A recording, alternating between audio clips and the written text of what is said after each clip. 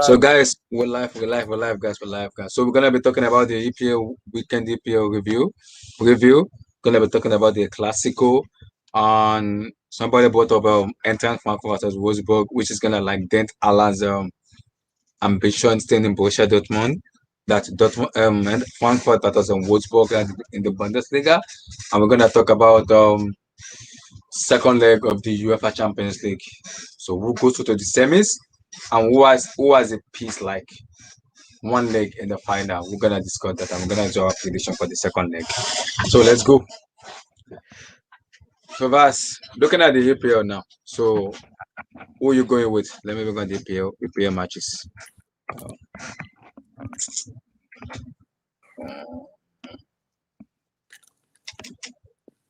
So looking at the EPL now, we have Man City versus Leeds, Aston Villa versus Liverpool, and Chelsea versus Crystal Palace.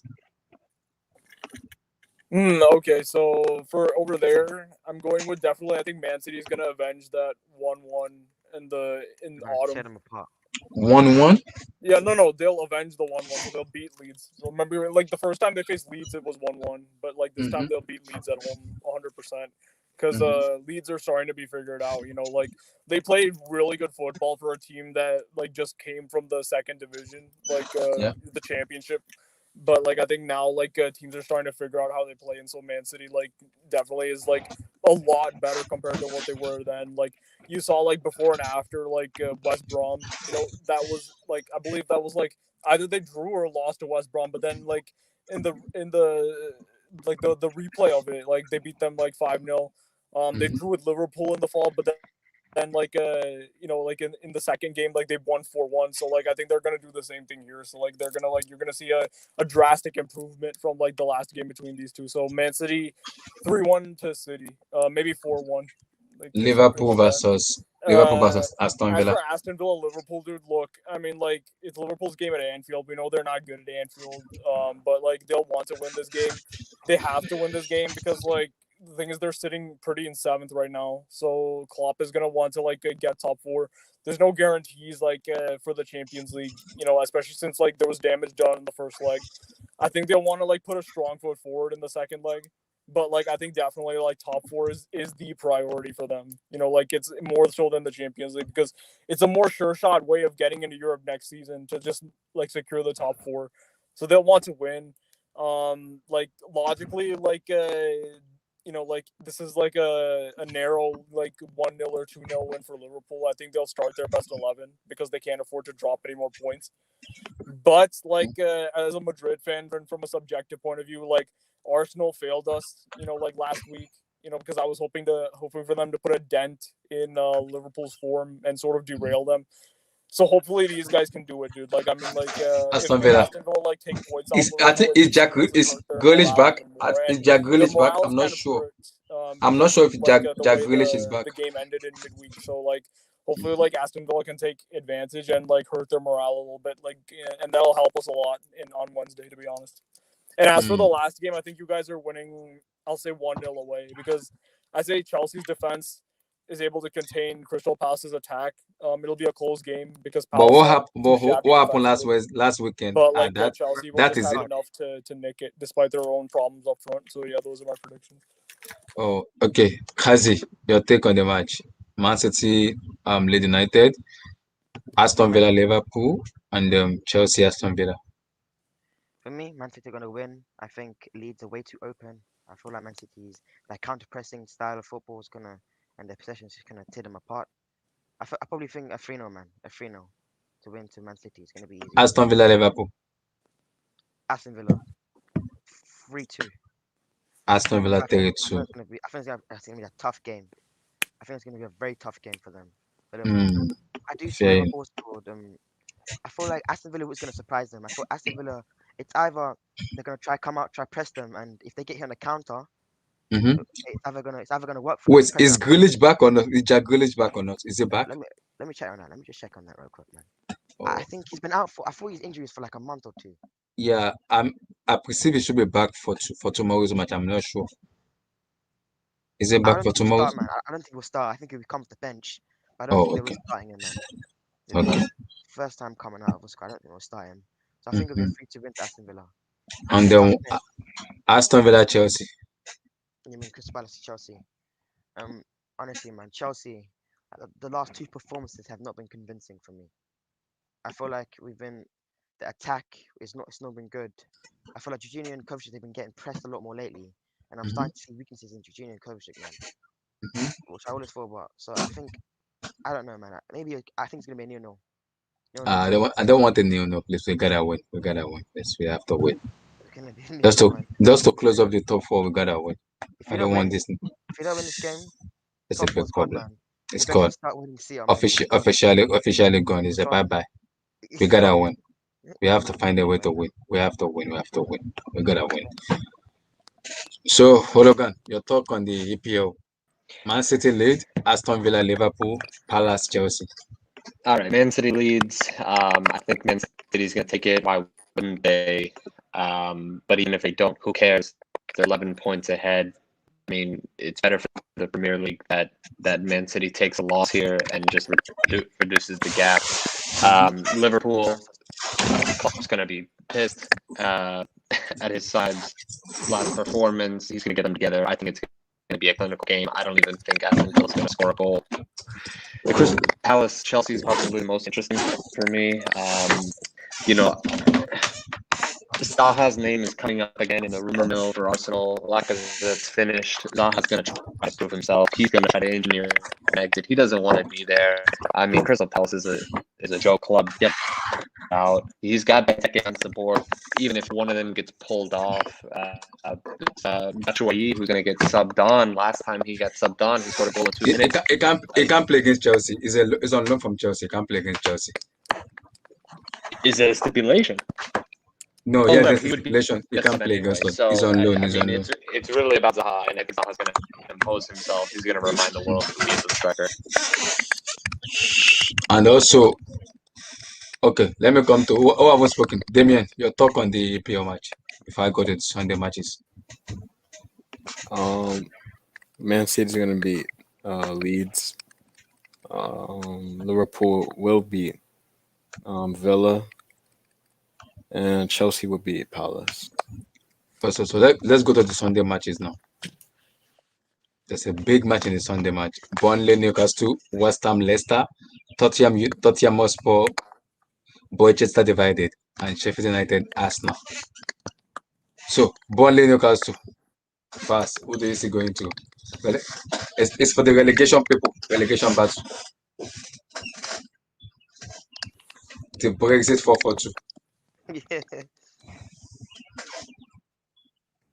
Who goes to? Burnley versus Newcastle.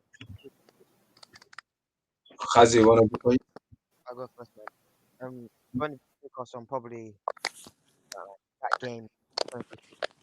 Both low blocks, man. They're both low blocks, so I think Burnley are going to split. 1-0 with you. At least something. And West Ham versus Leicester. Mm-hmm. A very good game. West Ham have lost Declan.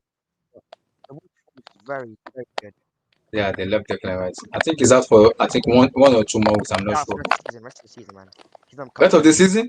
Yeah, I don't think he's gonna come back. Wow. The rest of the season. Yeah, That's a big miss. it's very big for that midfield. That midfield relies on his ball distribution. Oh, did he get injured in the international break, or why did he get injured? I think in training. Oh my. Training, man. Oh my Lord in heaven. I think Leicester will win that, man. 2-0. Comfortable Leicester. win.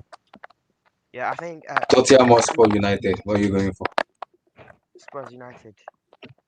Man, Mourinho's gonna pull out something, man. Mourinho must bust out of nowhere. Man United's style of football for the last game was shocking, man. Like even though they beat Grandada, they don't look convincing to me. But I think it's either Mourinho Masterclass or Juju. It's called Ole Gunnar Juju. But I think Mourinho will outclass him, man. 2-1 to Tottenham. 2-1. Sheffield United, Arsenal. Arsenal 3-0. Arsenal 3-0. Sheffield United are trash, man. Oh my God in heaven. Hologan. Burnley, Newcastle. So Newcastle for the Birds. Don't really care. West Ham, Suchek is continuing to Mhm. baller. And For West Ham. has been playing very well though. I'm sorry. Iheanacho has been scoring goals for them though. Kelechi Iheanacho, the Nigerian striker. It's breaking up a little bit. Oh, the Nigerian striker has been scoring goals for them though. Yeah, no, exactly. So, I mean, I think West Ham is going to take it. It'll be tight. I think there's going to be back and forth. It close maybe 2-1. Tottenham, Manchester United. I love Mourinho. I love that he's caused the demise of Tottenham as well. So, I take it. Manchester United going to make a mockery of Tottenham, and Arsenal will scrap up a 2-0 with one early goal. They hold on to the whole game and a late winner.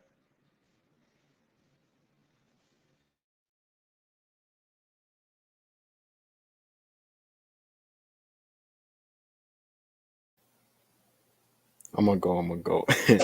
Davian, go. Yeah. Okay. Burnley and Newcastle. I don't really care about this. I mean, one of them can win. I don't care about this. West Ham, Leicester. I think it's gonna be a draw. Tottenham versus Man U. I think Man U will win. I think they'll probably win like 2-0. And then Sheffield versus Arsenal. Arsenal. Yeah, 2-0 Arsenal.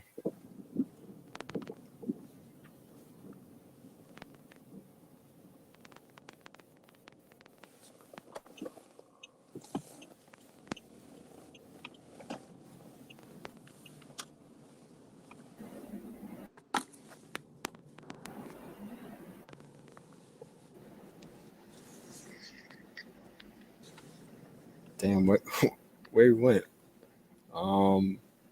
Wait, who hasn't went? Who hasn't Yeah, went? like I haven't gone, but like I can't hear Abdullah. Is he there? Or... Yeah. Okay, so like I'll take my pick. So Burnley, Newcastle. Like okay, I see that as a draw. Leicester, West Ham. I mean, this is a really pivotal game, and that could end as a draw as well or a win for either. I mean, it's pretty unpredictable. Look, Man United Tottenham, dude, has the potential to be an entertaining game, but like it also has the potential to be a really drab and boring and really close game because like neither of these two sides want to give anything away. The really pivotal thing I want to see from this game is like how will Mourinho's statements about like same coach, new players affect the mentality of these Tottenham players, dude. Like I mean, so yeah, I definitely want to see like how that turns out. You know, if they still want to play for him. We know this guy like has a reputation for like sort of collapsing and imploding like on his third season because like more often than not like the players kind of get sick of him. So yeah, we'll have to see like what happens with Tottenham. But yeah, I see United maybe edging that and getting some revenge for the 6-1 in September. And Arsenal, Sheffield United. I think Sheffield are winning, dude. I mean, What? Yeah, like 1-0. Yeah, 1-0 to Sheffield. Out of here. What? It's gonna be David McGoldrick winner. Bro, because Arsenal, dude, like, I mean, look, dude, like, the players they played 2 games, like, since coming back from international break. They don't look solid at all. I feel like the international break hurt them. Like, they're one of the sides that got hurt by that. And on top of that, like, I mean, Arteta, like, seems to be frustrated with the players. Like, I don't think there's harmony in the dressing room. I don't think they have momentum. So I think Sheffield, like, comes with an upset here. They're playing at home. Yeah, like, I see Sheffield winning 1-0. Going for the upset here. Wow. Fair enough. So let's go to the Let's talk CL, bro. Let's talk CL. CL. Oh, I want to put the CL last. I want to put it last. We should So, just do the class. Let's talk the Classico. Yeah, Classico. Yes, sir. Let's go. Let me come to Vas now. A Classico. So What's your mind on this? A Classico. I mean, my mind is like, like it's 2 very informed teams going up against each other. I think like both the teams are going to be playing like a highly similar, like sort of, you can say like a similar sort of system. Um, I think like we're gonna go with the 3-5-2. I think Barca are gonna do something similar, maybe a 3-4-3 or a 3-5-2. So it's gonna be back three against back three. Um, so do you want me to get into like what I think tactically, or do you want me to just do Yeah, like a tactically, both. Okay, yeah. So like definitely like this is like a really interesting one to get into, dude. Like I think Marcelo, like we're hearing like he might start. We're hearing Zidane What? might go with Wow. yeah, Marcelo might because start. Zidane might go with a similar system to what he did against Ibar rather than the Liverpool game. Like I don't think we're going in this like, and I really don't want us to go into this with the same team that played against Liverpool. We looked gassed out like in the last 20 minutes of that game. I think the players need a rest. I think UCL should be the priority from this point on. I think the league, I mean, is a close second. I still think like we have a lot of injuries, but I still think like in certain positions we can rotate and put out a quality team. Last season we did something similar, like against Man City. We benched like Tony Cruz, and I mean like we lost that game, but like I mean we could have like held on, to be honest, bro, because like I think Zidane taking off Vinicius like really changed the game, and like City just came back in the last 10 minutes. So I mean I think like we let it slip out of our hands. So like I think like if Zidane plays his cards right, this Barca team is definitely not as good as that City team. So if we make a couple changes, dude, I still think we can win. I'll go with like I honestly don't know what the result will be still, because I don't know like what the lineups will be like. I really hope like we don't go with the same exact. Wait, let me ask you now. Is Yeah. McDaniel Zad playing tomorrow or not? Is McDaniel No, Zad no, playing? no. He's not even in the squad. So like that's Damn. yeah, like Oh my so God. he's only been training for 5 sessions, dude. So like I don't like think Oh. it's a bad idea to like leave him out. I think we have enough wingers. So is there a chance for him on Wednesday or no chance? Yeah, there's a chance for him on Wednesday. I think Wednesday's a good day to bring him off the bench, honestly. Like, I mean, against Liverpool's like double pivot, like he's a very good line breaker, so we can bring him off the bench like in the second half. I think that's an okay idea to go for. But in this game, dude, like I think like the 3-4-3 versus the 3-5-2 system is gonna be like a really interesting battle, dude, because like, okay, so I think the key battle really like that can go a long way in deciding the game is I think we might go. I'm hearing with Vinicius, like next to Benzema up top in that 3-5-2, and Marcelo, of course, is going to be the left wing back, dude. So like, I mean, that's like a really interesting battle then between Marcelo and Dest on Madrid's left and Barca's right, dude. Like the up and comer versus the veteran, wing back. I think like the 3-5-2 really plays to Marcelo's strengths. I think he'll have the license to go forward. Both these guys are phenomenal dribblers. Obviously, Marcelo is not the same player he used to be, but he's still very good at breaking the lines. He's still very good at taking a man on. He's still excellent in creating chances. Like he's still like a world class crosser of the ball. Like I mean, and that's something like I think like Marcelo gives us, dude, that like I don't think we have like his quality crosses, to be honest, because like we have Tony Cruz who can hit we have like I think Vasquez who can hit really good low crosses, and we have Tony Cruz who can hit really good in swingers, but like in terms of like spamming traditional crosses like that, I think Marcelo like gives us that dimension from the left wing, which Vinicius and like Mondi aren't very consistent at. I think like he adds that element to our attack. Like, and we all know Benzema, he's pretty good in the air. So I mean, like, and Barca's defenders aren't really good in the air. So like, I mean, that could actually make a difference as well. Like, we've scored a lot of aerial goals like against Barcelona over the years. Like, so I mean, like, I think that could be a spot we can look to exploit. Honestly, like in their 3-5-2 system, because the thing is, like, I feel like really another thing that can play into winning this game, like if both teams go with the 3 at the back, is Dembele, if he can get in behind Vasquez and Vinicius or Asensio or whoever we play, can they get in behind Dest and cause problems? Because like I saw against PSG, Barcelona used the system. They looked really good, but PSG didn't really have like much of a threat going forward other than Mbappe in that game. We all know how non-existent Icardi was. I don't think Keane started. Draxler, I think we have better AMs than him. So I think honestly, we'll cause them more issues than PSG caused them in that 1-1, to be honest. Like, I think, Vinicius, he's very good 1v1. I want to see how he does against Mingueza, who was quite a physical defender for, for the standards of FC Barcelona for the past 2 years. So like I want to see how that turns out. And yeah, I just see a really even game. One of the weaknesses, for Barcelona's system, I think De Jong is probably gonna play like as weird as it is. He's kind of gonna be like that sweeper. Like he's kind of a very old school, like a very very old school. Like I'm talking like 1970s, like a sweeper in between those center backs, dude. Like he's actually part of that back three, and like him dropping in between the center backs is one of the reasons why he's like really hard to pick up. So like I feel like something has to give there, because the thing is like if De Jong is over there, that leaves Busquets and Pedri in the midfield.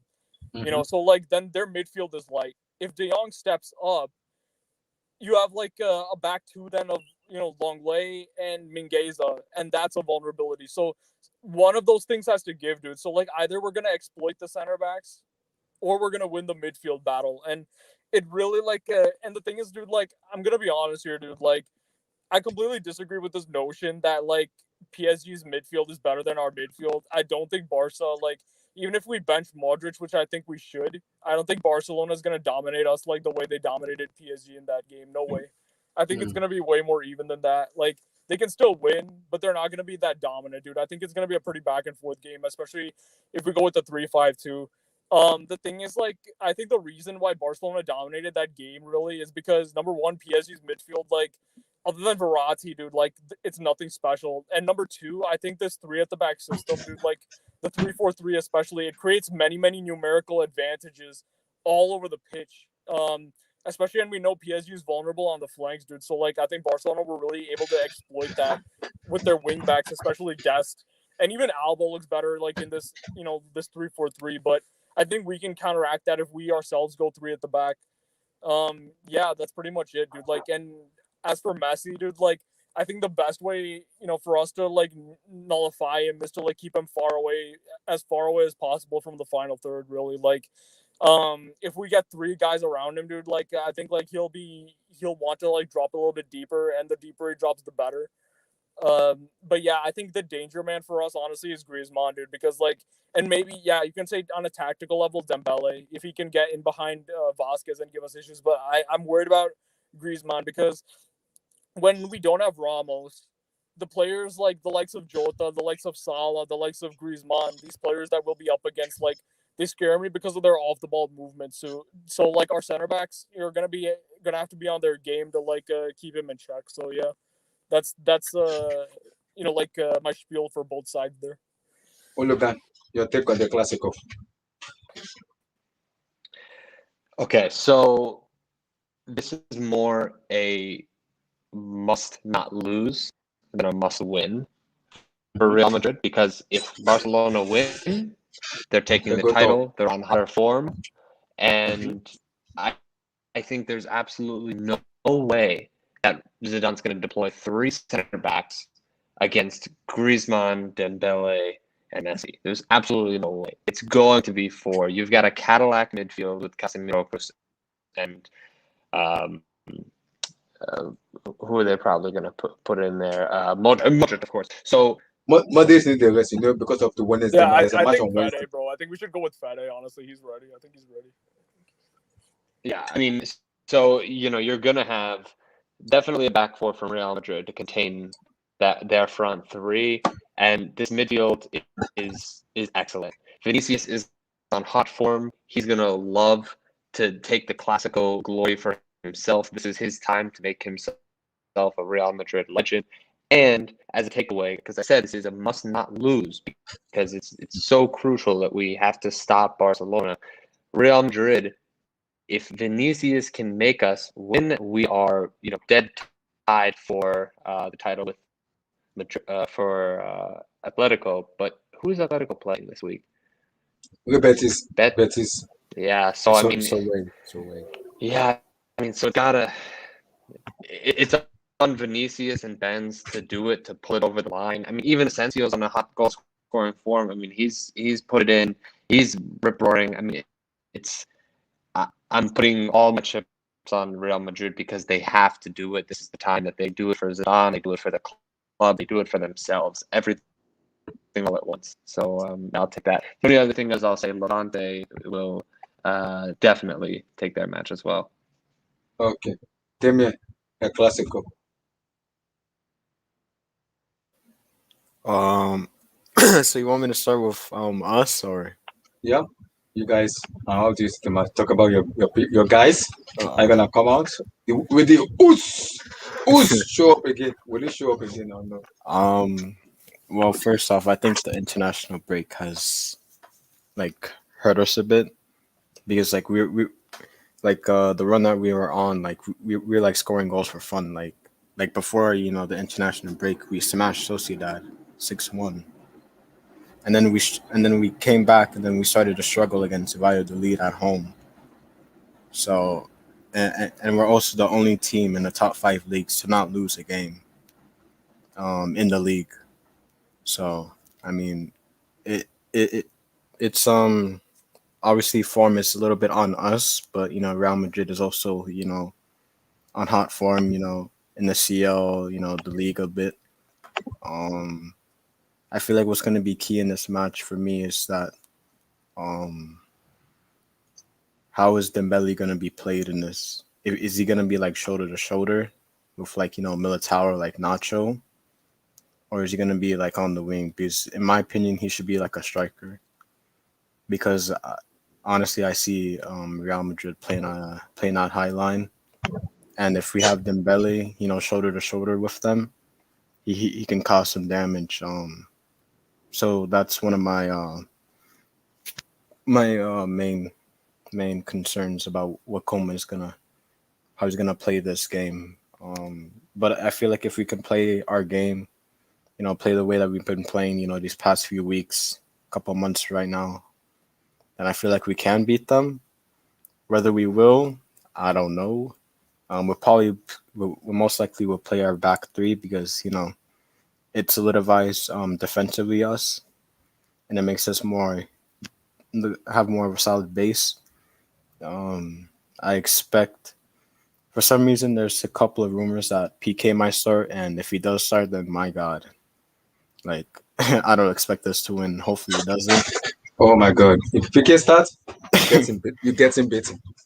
Yeah. So hopefully he doesn't start. Hopefully it's just Araujo, Longley, and De Jong. Whether De Jong would be like in the middle of them. Mm-hmm. He has been actually quite solid for us, as a center back. Yeah. I feel like Pedri, this is gonna be a big game for him. I think this might be I think this is his might be like his first start in a El Clasico. Mm-hmm. So hopefully he can show up, say what's up. He's not gonna have it easy, especially against the best trio right now this season. Whether they do start, their Modric, Cruz, Casemiro. And yeah, I guess Jordi Alba, Dest is gonna have to be a key factor too. Especially Alba, with the link up play with Messi. Yeah. We have to make sure that Messi isn't dropping too deep because how do you think Madrid will set up to make Messi drop deep? well, I feel like they're gonna start Valverde, Fede Valverde, and I feel like they're gonna put him on him. To follow him around. Yeah, basically, be that be just be on him, just like last time. Yeah.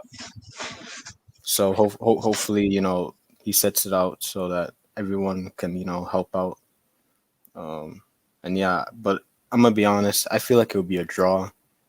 But we do have more rest since Madrid played the Champions League midweek, so hopefully that can come into our favor. That we have more rest, and we're more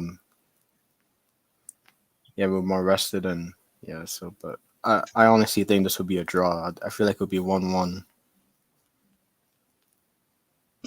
1-1. Fair enough. So let's talk about the Eintracht Frankfurt Woodwork. So if Frankfurt wins tomorrow, Haaland making top 4 for Borussia Dortmund is over. So what next for Haaland? Let me come to you now. Erling Haaland. Yeah. So can you bring up the Let me bring it Bundesliga up. table? Let me. Mm-hmm.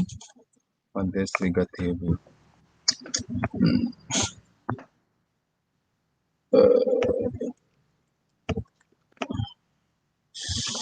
Bundesliga. Yep. Here it is. So Frankfurt is in 50. Wolfsburg is in 54. So Frankfurt win. That's 53. Okay. So look at the point spread between Frankfurt and Dortmund right now. It's 7 points. Right. This is the champion. Eintracht has Dortmund's Champions League spot, which is amazing for Eintracht. I can't rave about it, but I want to focus on what this means for Haaland and his potential career. I've already, I mentioned to you earlier, Haaland has such a huge CL career already. I think it's even bigger than Messi and Ronaldo combined. He loves Dortmund. He wants to be with Dortmund. And I really think he doesn't care about the money. He cares about the legacy. And if they do not make it to Champions League, they will lose out on Haaland. He will move on. They're playing Stuttgart, so that's the advantage. But they also have to rest players because they have a Man City game coming, right? So they're not going to come, I don't think, full strength. Dortmund is not going to come with their squad at Stuttgart. Eintracht has nothing to lose. They have everything to gain. They've got Jovic. They've got Andre Silva. They've got Kostic. They've got an amazingly underrated team that nobody talks about enough. And I feel like I'm the only one that talks about Eintracht. But this means everything for where Haaland is going to end up. It means the future of where may end up as well. He's going to return to Real Madrid. He loves being back at Eintracht. He knows he's a legend there, but he's saying, I'm coming back to Real Madrid, right? Haaland's got to go somewhere if Dortmund's not making it. So I really put so much importance on this top fixture game between fourth and third place.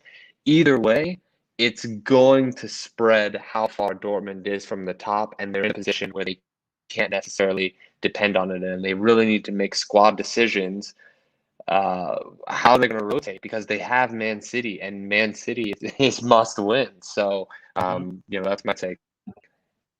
Oh, Vas, your take on Dortmund missing out on the UCL. What is the dude, future for Erling like, Haaland? this is like definitely something like where I've been following the Bundesliga for a while now, dude. Like, and I think Dortmund.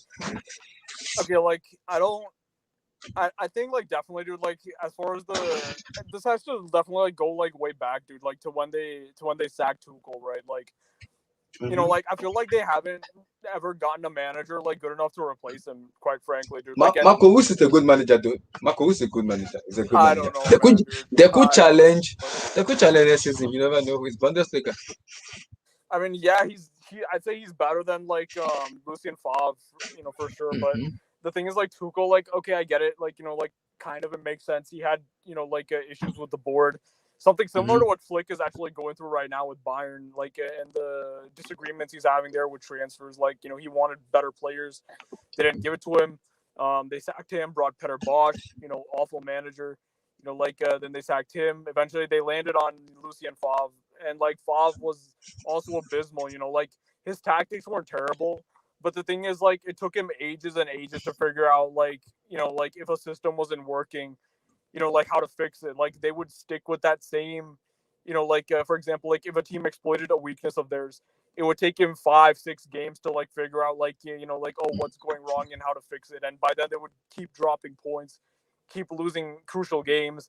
Like they bottled 9-point lead like in the 18-19 season, dude. Like, I mean, they were on verge to win the Bundesliga. Like, I mean, they came in a better team. Like, they came into the Allianz Arena as a better team than Bayern Munich, I feel like, at that point, and then just lost like 5-0, just out of nothing, just like completely bottled the game. Like when they were in form and Bayern were literally like at the worst they've been in years. And, like that just shows like, like where this club is at right now. And it really hasn't gotten much better from there, honestly. Like, I've seen many embarrassing results. Like, for example, like even against PSG last season, okay, they showed up, with the fans behind him in the first leg. But that second leg performance was just, I mean, it was just ass. Like, there's nothing else to be said about that. And like anybody who thought like Haaland was gonna stay here, dude, like I mean, like it's just, I mean, like it was never gonna be a reality, dude. Like the reality was like eventually he is going to leave because, like Hooligan rightly pointed out, he cares about his legacy. Yep. Like the thing is, like Raiola wanted. I'll be him. back. I want to get a coffee. I'll be back. Continue. Yeah, Just yeah, continue. for sure. Like Raiola wanted him at at Man United. Like that was like a deal that was like supposed to happen a few years ago. But then Haaland chose Dortmund because like he realized like this club like it has a very good track record with attackers. This league has a very good track record with youth talent. Like, and this is a really good place to evolve and improve upon your skills, refine yourself as a player to get better. And I think like it's been mission accomplished for him for the most part. He's made a name for himself. He's gotten Champions League gameplay.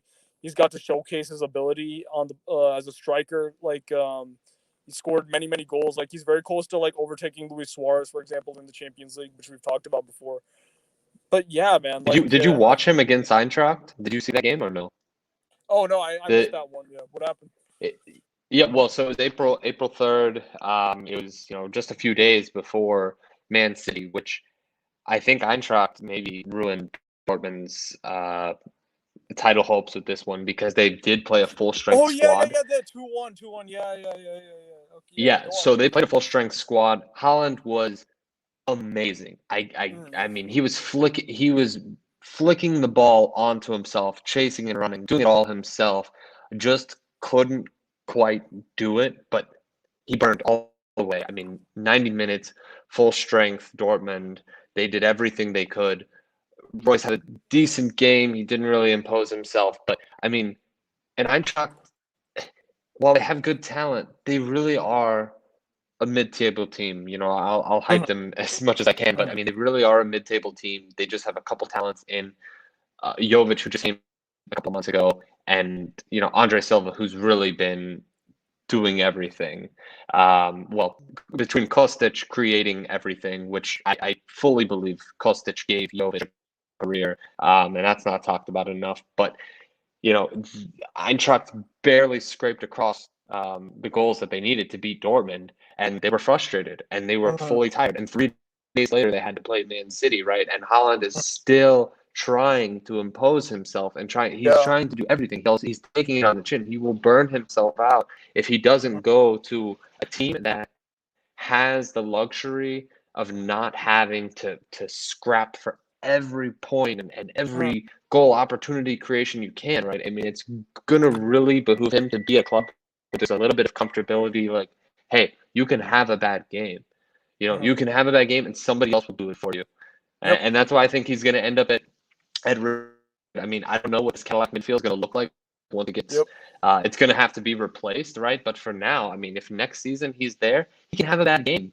Because young Brazilian wings can still do it for you. You can always put on Benz, he's gonna get it, or maybe Cruz will bang it out from 30 meters out. I mean, he needs comfortability. He can't take it on himself, especially not at this young age, or he's gonna be one of these players that cap at 24. This is an insane carry job, dude. Like, it's an insane carry job for like such a young player, dude. Like, this is like almost like like, I mean, they play different positions, but like I'm getting vibes of like Messi 2019, like from this, and it's probably even worse because Barca at that time had a much better team compared to this Dortmund team. Like the way, like I mean, like against Sevilla, dude, that was just all Haaland. That was just all Haaland over those 2 legs, bro. Like just everything he did. He even had the assist for the first goal, the opener. I mean, and the one thing like I really like about the striker, dude, is that like there's like a pressure now on number 9 to be really good on the ball, to get around your marker, get around your defender through dribbling. But like Haaland is like kind of old school, and I really like it in the fact that he just uses his physicality and his shoulder to shoulder like ability to like body players and create space for himself. Dude. He has like the way he uses his body, like to create room to get a shot off. Like, I mean, that makes him like a super dangerous player, dude. Like, I've never seen anybody body Ruben Diaz like the way he did, like, against City the other day. I mean, it was just like, he's just like an incredible talent. He's a specimen, truly, and whoever gets him, dude, has a very, very good, I mean, like we all know it's gonna be a top team. So like I feel like he's that player like who can definitely elevate whatever team he goes to win the Champions League. Like it's not too far fetched to see that. But yeah, dude, like this is like a really crucial game, and like we talked about like off screen, it's kind of one of those games that like it's kind of one of those like butterfly effect, crossroads games that like whoever wins it, this could have profound impacts. And I'm with you, Oligan. Like I definitely want Frankfurt to win it. Like I think like Frankfurt, they'll be within a point of Wolfsburg, and I think like at that point it's just game over, dude. Like it's just game over for Dortmund. Like as far as their top four hopes go. Well, and this is Eintracht Frankfurt's last hard game, really, of the season. They're playing layups. I mean, maybe Leverkusen you can consider a little bit, but it's a straight run out for Frankfurt. They won't take anything less than a draw. And like I said, even with the 7-point gap now, if they were to win against Wolfsburg, you make that a 10-point gap. Yeah. Maybe Dortmund is able to pull it out and beat Stuttgart, but then they're definitely going to fall from grace on Man City, or they're going to fall out of the Champions League. And I just don't know. I'm obviously not a manager, but I don't know how you weigh this next weekend. Do you really put it all to keep yourself relevant, to try to challenge for that top 4 spot when you know Frankfurt's got such an advantage on you and such an easy run out through the rest of the season? There's only 7 more games, and this one's a defining one. The rest of the 6 are run out. Dortmund doesn't really have that easy, right? And while beating Man City doesn't seem really possible, there's a lot of people that think that Dortmund can run out a deeper run in the Champions League, but they also have a hard game. They also have to play Wolfsburg, right? Yeah. And they have to play Leipzig. And Peter Schick is on form for Leipzig.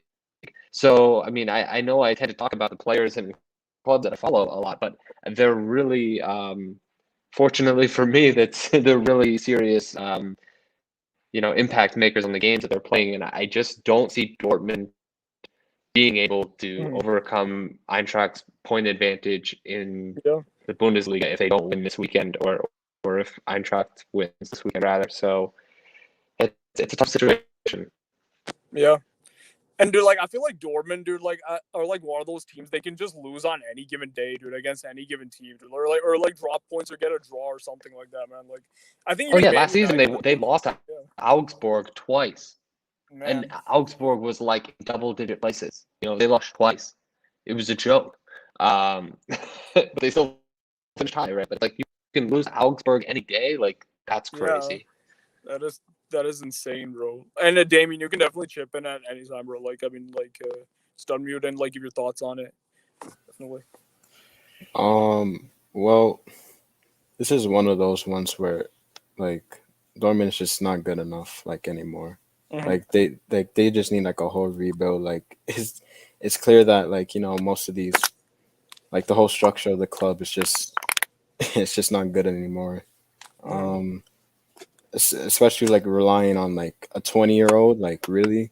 Yeah. It's like, come on, man. It's like you can't put that pressure on a 20-year-old to like just like do everything for you. Like, like it's just it's like the whole structure of that club is just really messed up. I know I shouldn't really be talking because I'm a Barcelona fan, but like, it's just messed up what Dortmund is doing. But hopefully to take a lesson for Dortmund. Hopefully they start acting like a proper club and start competing with Bayern again,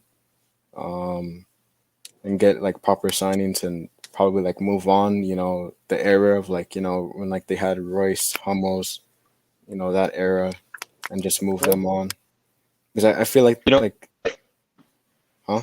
Well, I was gonna say it's funny that you Or should I talk as a Barca fan? I feel like they've kind of gone through a similar thing because they fell into big money, relatively speaking, when they sold Dembele, right? And it was like, we got so much money we don't know what to do with, sort of thing, right? And they tend to be relying on their farming of their talent.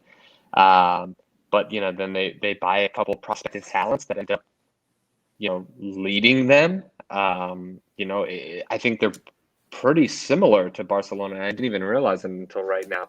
how similar they are kind of post Neymar. And they're really, I mean, if Barcelona and their struggle tells you anything with their money that was much larger in sums, tells you anything, I think Dortmund's going to be a little bit broken for a while until they find some loyal talent, somebody that's willing to stick out with the club, which I believe could have been Haaland, right? Haaland could have defined his entire career staying with Dortmund and being like this Lewandowski player, win a couple titles beyond the odds, sort of thing, right? But ultimately, he's not going to stick there without the Champions Leagues. Yeah, totally. So will winning the DFB Pokal change Alan's mind, or you don't think so? Nah, nah. I mean, Absolutely not, bro. Yeah, Nothing will. Nothing will if they don't make top four, dude. Nothing will. But I will say this, dude. Like, for a last hurrah, man, if these guys, like, if the tie against City isn't over, mathematically, it's... Yeah, because I think like, yesterday, I don't know why Pep Guardiola played that way. They should have won that match because the chances Alan saw, and I understand the last minute goal they considered was a blow, was a big blow. And the goal Bellingham saw is a goal. That was a daylight robbery for me. It's a daylight robbery. No, like definitely, dude. Like I feel like, dude, Man City, like I feel like, look, they outplayed, Dortmund. But the thing is, like, that's the thing with City, dude. Like, it's like there's like a fear with them, dude. Like the thing is, like, they should have really killed this game, like, honestly. But like the thing is, they didn't. Like Dortmund are still in it, and Dortmund are angry, dude, because like they in themselves feel like they were robbed. Like, like I feel like City were overall the deserving team to win this. I feel like they should have scored a lot more. They should have been more aggressive in the first half and like used their attackers. They should have used Sterling early on. Like they should have like come aggressively and just killed the tie in the opening like 45 because like they have the players to do it. But they play with kind of a fear. And they've let Dortmund into this 180 minutes now, dude. Like, I mean, and it's only halftime. Like, so, like, Dortmund are gonna come at them, dude. Like, I mean, definitely. And Haaland, like, this is like really like the last stand of Borussia Dortmund in many ways, dude. Like, it's gonna be like for the first time in a long time where I mean I've seen them getting ousted in the group stages before, where they finished dead last in the group with us like in 2017-18. But like, dude, like this is like a new low, honestly, for them, dude. Like not finishing even top four. Like it's been the first time in years, like since the last season of Klopp, I think, where this has happened. Like so, I mean, like this is really like the last stand for this generation. But I don't know how much more of Hummels, the World Cup winner, we're going to see. I don't know how much more of Royce, who's easily like the biggest, I think, club legend that they have, considering Lewandowski and Götze left. Like it's going to be perhaps the last of him. It's going to be the last of many of these players, dude. Schmalzer, like all the likes of all these players. Like, so yeah, dude, like, I mean, like if this is to be the end of Dortmund, dude, like, I mean, I think it's going to be a really glorious end, bro. I'm not going to lie. Like, I mean, and I honestly, dude, I don't know what's going to happen in that game now, if I'm going to be real with you. Like, and we'll definitely talk about that when we're ready for the Champions League previews, dude. Like, because, yeah. So we'll talk about the UCL duo now. Yeah. Let's go to it. Let me come to the Borussia Dortmund Man City now. Let me come to Hooligan for this. Yeah. Where Dortmund robbed or Man City were lucky not to go out with the 1-1 duo, or Dortmund were like, it is what it is. We didn't take our chances. We're like, we're not giving that chances. Or do you think if Dortmund were given that chances that Bellingham scored, it could have been a different case, a different scenario entirely at the Etihad?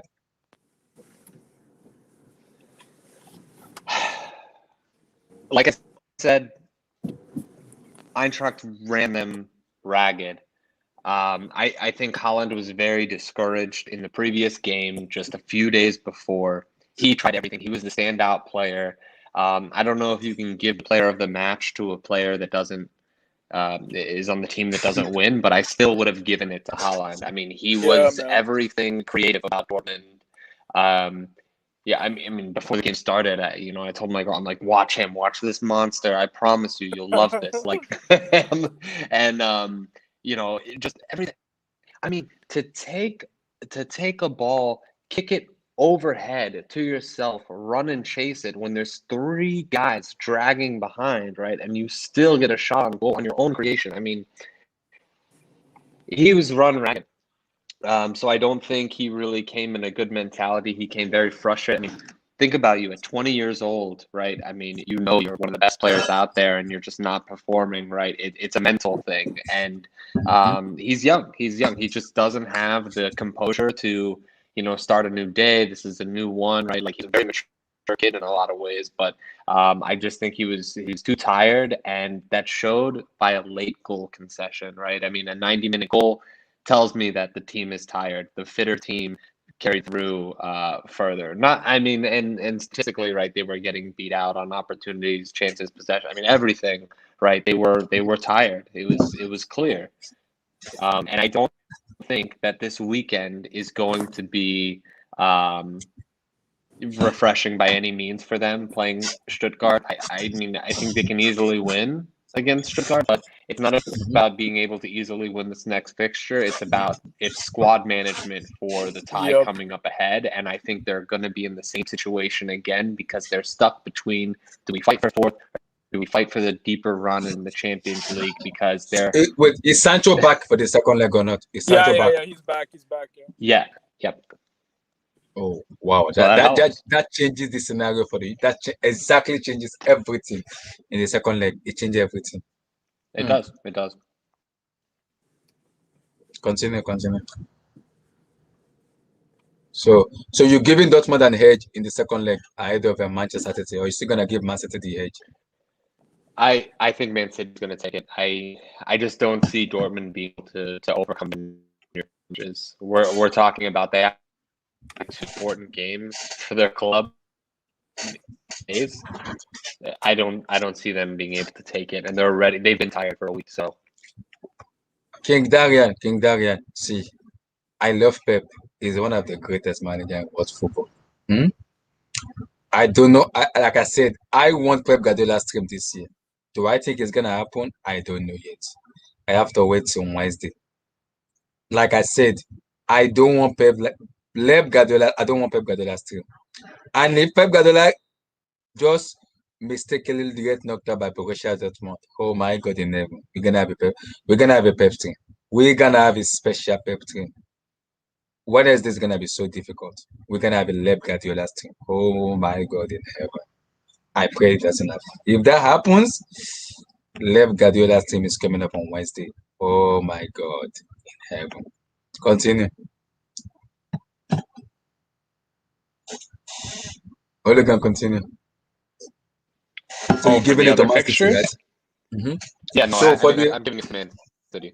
So for the Madrid Liverpool now, is that, do you see any turnaround for Liverpool, or is game over? It's game over. Liverpool can't take it. I mean, one away goal from Real Madrid nailed in the coffin. Liverpool don't necessarily have an extremely challenging game on the weekend, right? But I'll always bet on Real Madrid to have one goal in them, and I don't think they're going to concede more than that. I mean, the El Clasico being in there in between, right? That's a little spicy. They are going to give everything that they do have on the El Clasico, right? That's existential for them as well. But at this point, they've created such a cushion with Liverpool. I just don't. I don't see it. I think Real Madrid's going to take El Clasico and Champions League. Zidane is going to get all the hype in the world again. I mean, it's so FC Porto Chelsea. Were you impressed with the way Chelsea play, or just were just lucky that day? Or sometimes you need to be like pragmatic and just win. It don't give up possession football. I thought Porto was the better side, at least the first half for Chelsea. I mean, in that Chelsea match, Porto was the better side. I do think Porto sticks to basics. I think they never really lost the identity that they had from their Mourinho days, that fighting, that ever pressing, that really aggressive, doesn't matter who they have, they play as a unit.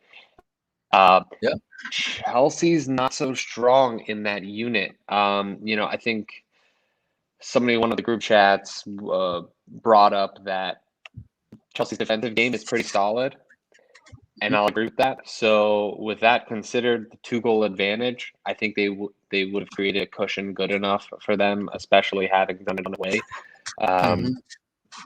I don't see Porto to really overcome their defense, but I can see Porto making it a close run. Maybe Chelsea might even lose 1-2, right? But they got enough that they're going to go through. So I have confidence in Chelsea to go through, even though I don't want them to. It makes Porto being in a deeper round more exciting with I got you. So the biggest match of all big match. This is it. I before this team, like before the match, I ranted for almost 2 hours on Neymar Jr. People come at me a lot and tell me, "Am I a Neymar fans?" I said it.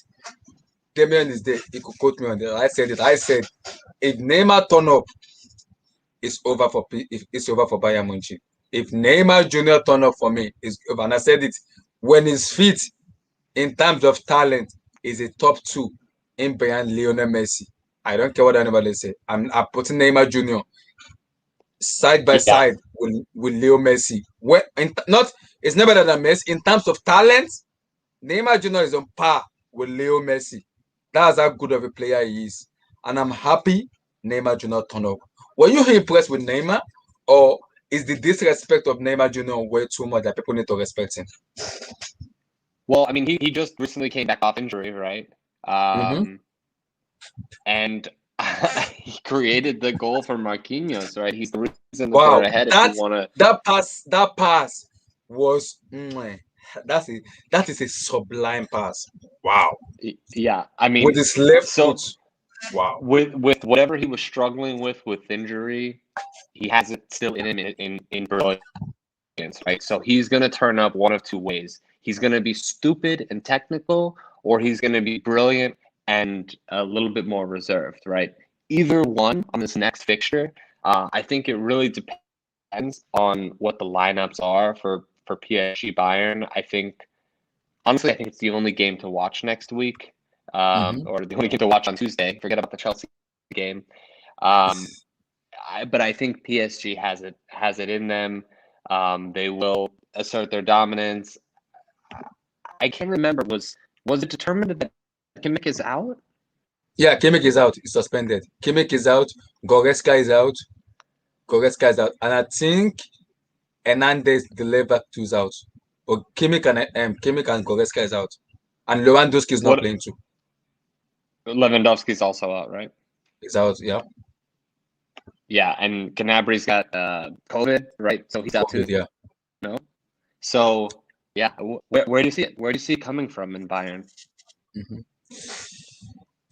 But even though PSG they weren't a cohesive unit, I don't think, right? But that's what made me fall in love with them back when they played Chelsea. I forget how many years ago Ibrahimovic got a red card right away. They were playing Chelsea. Yeah. They bullied the hell out of Chelsea. They were torment Bayern, Yeah, so were you impressed with Neymar Jr. and is it over for PSG for Bayern to coming to? I don't think Bayern can bring anything to this picture. I don't see anything in it. Wow. So Damien, firstly, talk about Man City, Borussia Dortmund. Your take on it. Where BVB, were they robbed, or was it just Pep Guardiola as a masterclass? Also talk about Liverpool, Madrid, talk about FC Porto, Chelsea, and talk about the biggest of all biggest, Paris Saint-Germain, PSG. And is it time to finally officially give the dub to Neymar Jr. He turn up, and Kylian Mbappe too? Well, I do think Dortmund were robbed. I don't know why they took off that goal.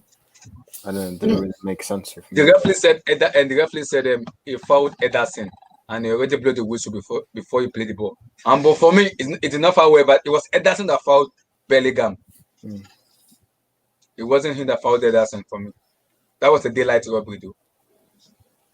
Yeah, I mean, I just don't get how that goal was chalked off. But I think Dortmund played quite well. To be fair, they gave a game. I thought Man City probably should have went more attacking, but I thought that Dortmund did quite well, and they're still in this tie. It's just 2-1 to Man City, so they can easily come back in this. Whether they will, I don't know, but I think in the end, um, I just think that City will just um, take care of Dortmund in the second leg and just make sure that they at least make the semifinals at least. Liverpool, Real Madrid. Is it game over for club, or is it Liverpool coming back? Um, well, it kind of depends on the resting, like how many players does Dan rest in the second leg? Oh, in the Clasico. Yeah, The Clasico will give you more time to see how many players wants to get for Wednesday match. Mm, yeah. yeah, um, yeah. So it'll have to depend on who he rest, whether it be Modric, or Cruz, Casemiro on the bench, or whoever he picks. But it, I just feel like it'll just Real Madrid will go through. I Mhm. feel like at the very least they'll at least get a draw, at Anfield, and just make sure that they at least get through this tie, and Mm, most likely will face Chelsea. fair enough. So FC Porto, Um, Chelsea. I looked a little bit back on the match. I thought that Chelsea wasn't that great, but they still won 2-0. So I guess that was something that to look right upon. I mean, not playing well and still winning 2-0. I guess that's a good thing. Um, and I just feel like that Porto, I don't really see them coming back and winning 3-0. Well, the people said no Taremi, no the Oliveira. Does that make difference or no? Nah, I mean, like the Taremi guy, like I feel Mm-hmm. like he's just an average striker. I mean, he's not gonna score a hat trick against Chelsea. Oliveira, he's pretty decent, but I don't expect him to do did that free kick again, against Juve. But yeah, I just feel like Chelsea will probably win again in the second leg, probably like 1-0, a very scrappy win, and just making it past the semifinals. Mm. And also the biggest of all biggest, Neymar Jr. Bayern Munich. Is everybody has been disrespecting Neymar, or did really Neymar board up to kind of keep everybody más quiet? Yeah, I feel like he did ball out. And, trust the little people, especially, 2 assists, very influential in the game, making stuff happen, making space for other players, trying to link up play with, Mbappe and, Di Maria. Mm-hmm. I thought it was a good performance by him. Mbappe too, scoring a brace away at the Allianz. Mm-hmm. I thought that, Keylor Navas also had a brilliant game, making sure that PSG, make sure that PSG gets that win away, and that could be crucial. Going into the second leg. With 3 away goals, Bayern's gonna have to score 2, and I'm not concede. yeah, and make sure that they don't concede, which I don't really expect them to. Keep a clean sheet at home. I mean, no, keep a clean sheet, away, because that defense, it's a bit leaky. They can, Yeah. they can make some stupid mistakes. So, Yeah. and that's one of the main issues with Bayern, and especially not having Lewandowski, Nabry. I don't think they'll make it in time for the second leg. So that's another advantage for PSG. But at the same time, I don't know if Marquinhos will be fit. Marquinhos is out. Is out of the match. Yeah, So so no Goretzka, no Kimmich. Kimmich is suspended, and no Lewandowski too. yeah, so it's just gonna make it even more tough for them. But I do expect PSG to just about eke this out. I don't think it will be a pretty match for PSG. I feel like they'll probably make it a rugged match. Okay. like a tussle for them. Yeah. But I feel like the brilliance of Neymar and Mbappe, and Bayern not having that luxury of players that like a Lewandowski or Gnabry, not having those type of players that can just make something out of nothing. Um, yeah, so I just feel like Bayern will probably win the second leg like 2-1, but I think PSG will score, and it'll be 4-4 in aggregate, and PSG will go. What? Wait. 4-4. What? No, no, no, no. I mean on aggregate. So Oh, I like, thought you said 4-4. That's like 8-8. That's 4 plus 4 is 8. What? What the heck? 4-4? no, Eh. yeah, but I do Or think like 2-2. Oh, okay. I got you. yeah, I But you feel said 4. I was like 4-4. Wait. 4-4? I mean it'd be an entertaining game. If that happens, wow. That would be the most intense game ever. If that happens. Yeah, but yeah, I do expect PSG to make it to the semis, and will most likely meet Are we Man. gonna see are we gonna if they make it, are we gonna see that reunion of Kylian Mbappe versus Erling Haaland in the semis again? Will it happen for the second year in a row or no? I have to lie, don't say that. We all know that's not happening. I'm back, by the way. So yeah, are we yeah. gonna see Like you're begging the for a left reunion? stream. The I just reunion. finished. I just finished. So one of you guys can go. So let me come to somewhere now. Like I said to you guys, I would love the Pep Guardiola team to happen. Will it happen? I don't know until Wednesday. If Pep Guardiola get knocked out on Wednesday, I am doing a left team. I am doing a left team. I am doing a left team. The left team will happen. If they don't get knocked out, I'm not doing any left team. So Samuel, your thought on the Dortmund, Man City, Liverpool, Madrid, FC Porto, Chelsea, and then the big one, Bayern Munich, PSG. And should Neymar Jr. be given his props? Because if you guys remember, I said it on the show. I ranted on Neymar. People were coming at me and saying Neymar. I said, am I a Neymar fan? But I said no. But I believe Neymar will show up, and Neymar did not disappoint. I am happy, so happy he did not disappoint. So go for it. So Man City, Dortmund, like I hear a lot of people saying Man City like rescue that game or not. Like in my opinion, I think Man City completely like just they fumbled it and they've just put themselves in a precarious position Thank you. Yeah, go on. because and they've put themselves in a precarious position and they're going to Dortmund for their away leg. And I think a left stream could be on the cards. I mean, Man City had to like at least win by Somewhere. Every year we do this left team. I do not want to do left team again this year. I don't. like But it would I pop up. don't. It would be really good. But yeah, I don't I want the think it left was a team. huge failure. And it's like everyone's like saying, "Oh, Foden saved Man City," and whatnot. I'm like, why are you guys propping on Man City? Man City should have at least tied that game at best because Dortmund were robbed of a goal. Yep. So it's like, why are you celebrating that? You know? So yeah, I don't know. I think a left stream could happen because they're gonna be at Dortmund. But I just wish like the fans would have been there because that yellow wall, like I that think Dortmund. I think UEFA president said in the semi-final they will be there in the semis. They will probably be there in the Yeah. semis. There will be a fight I in the mean, semis. look, if Dortmund make the semis and they have their fans, and it's against PSG, I don't know. I don't want to speculate, but yeah. So I think I'm gonna predict a Dortmund.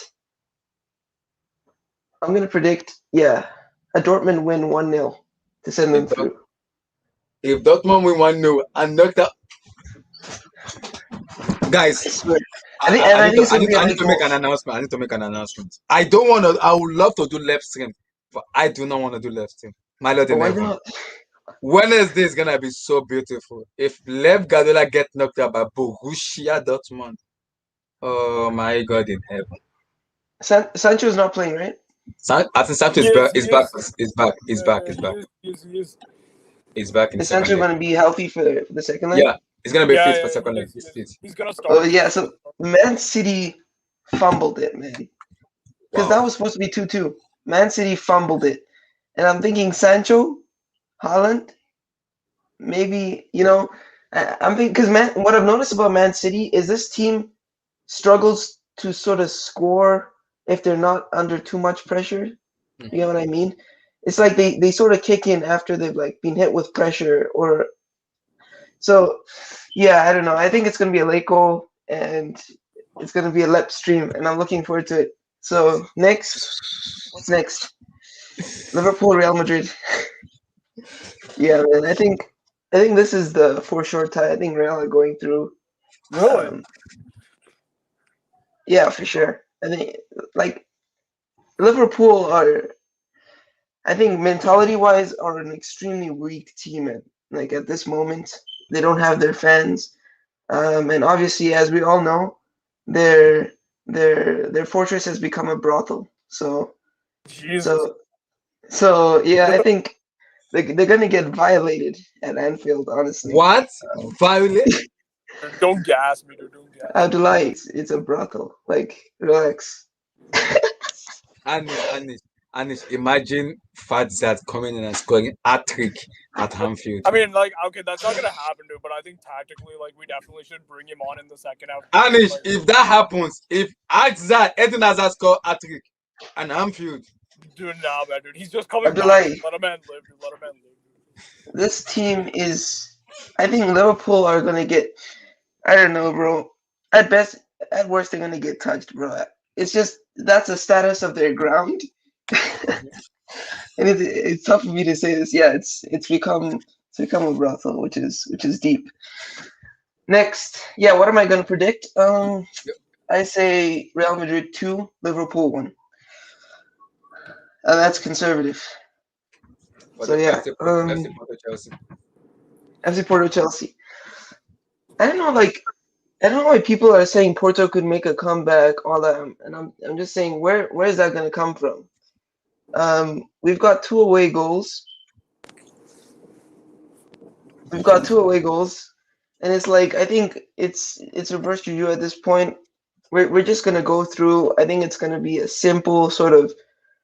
If anything, we're gonna score a bit of goals, but like if not, we're just gonna hold on to our lead. Maybe get one more and see it out.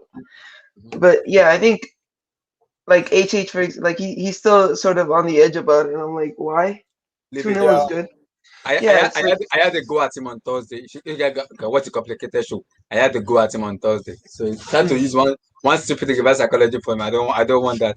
Don't give me that. He's just a bit overzealous at times. It's like the guy. No, he literally told me. He told everybody, I have learned my lesson. I don't want to. What? Abdullah, can I ask you? So obviously, like I started watching HH like I think it was this season, right? Start of this season. So I was like, and I heard that for some reason he predicted that Chelsea would beat Bayern Munich and go get to the semis. He said I want Bayern. When he said I want Bayern, we got Bayern 7-1 last year. Is it last year? Was it last year or last 2 years? But he also said semis minimum, right? Year. Yeah, it said semis minimum. Yeah, so I'm trying to understand why did he say Dude, we had Lampard as our coach. Bruh. I'm sorry, bruh, get up. He said semis minimum, and he said, I want Bayern. I'm like, are you sure? He said, I want Bayern. I was like, oh my God. And when God want to cash him, God gave us Bayern. Then we get beaten. Then he was like, hey, Pulisic didn't. What? Pili, what? This is shocking. I mean, what's this guy's rationale? Because I'm like, last year we had a BTEC manager at the helm. We had who was leading? Like, no, we were really bad defensively, if I remember, like really bad defensively. Mm-hmm. Like, in a season, we considered 54 goals in a season. And the fact that we left the group stage was an achievement in and of itself, and we should have just left it there. And this guy's saying semis minimum, and I'm like, this guy. I'm like, bruh. So to this day, I'm still trying to understand because he set himself up, bro. He set himself up. Now with this saying, not telling us I have left for my mistake. I don't want what. I've not learned from any mistake. But what did he expect? Did he expect Semi's minimum? I love what Gatlock did to him. I love And he what expected Gatlock. Pulisic to do like that. Gatlock is the goat. He's the goat. Gatlock is the goat. He's the goat. When they said that Semi's minimum, I was like Semi's minimum. Don't worry. Then they put out the clips. I want Bayern. I want Bayern. I was like, what? Out of all team you want to play, it's Bayern Munich. Out of all team, Bayern Munich. Hell no. Hell no. Yeah, I mean, and now you guys are gonna get Liverpool or Real Madrid, so congratulations. Oh, no worries. So, Samuel, your take on the PSG Bayern Munich? Yeah, this I'm excited to hear about it. What do you think? We said they'll be back. Okay, so first, go for it before you come back. Yeah, dude. So like, Dortmund, Man City, Liverpool, Madrid, Porto, Chelsea, and Neymar Jr. and Mbappe masterclass at the Allianz. Is it high time we play Neymar, or people are just too disrespecting him?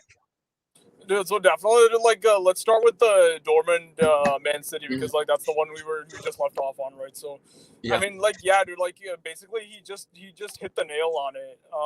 You know, Samuel like basically like just said like everything like I had to say about it. Like they really let them into the tie, dude. Like they really let them into the tie. Like I mean, I was expecting, you know, like I was expecting the scoreline to be honest 2-1, and the second like could easily end 2-1 in favor of Man City as well for a 4-2 aggregate score.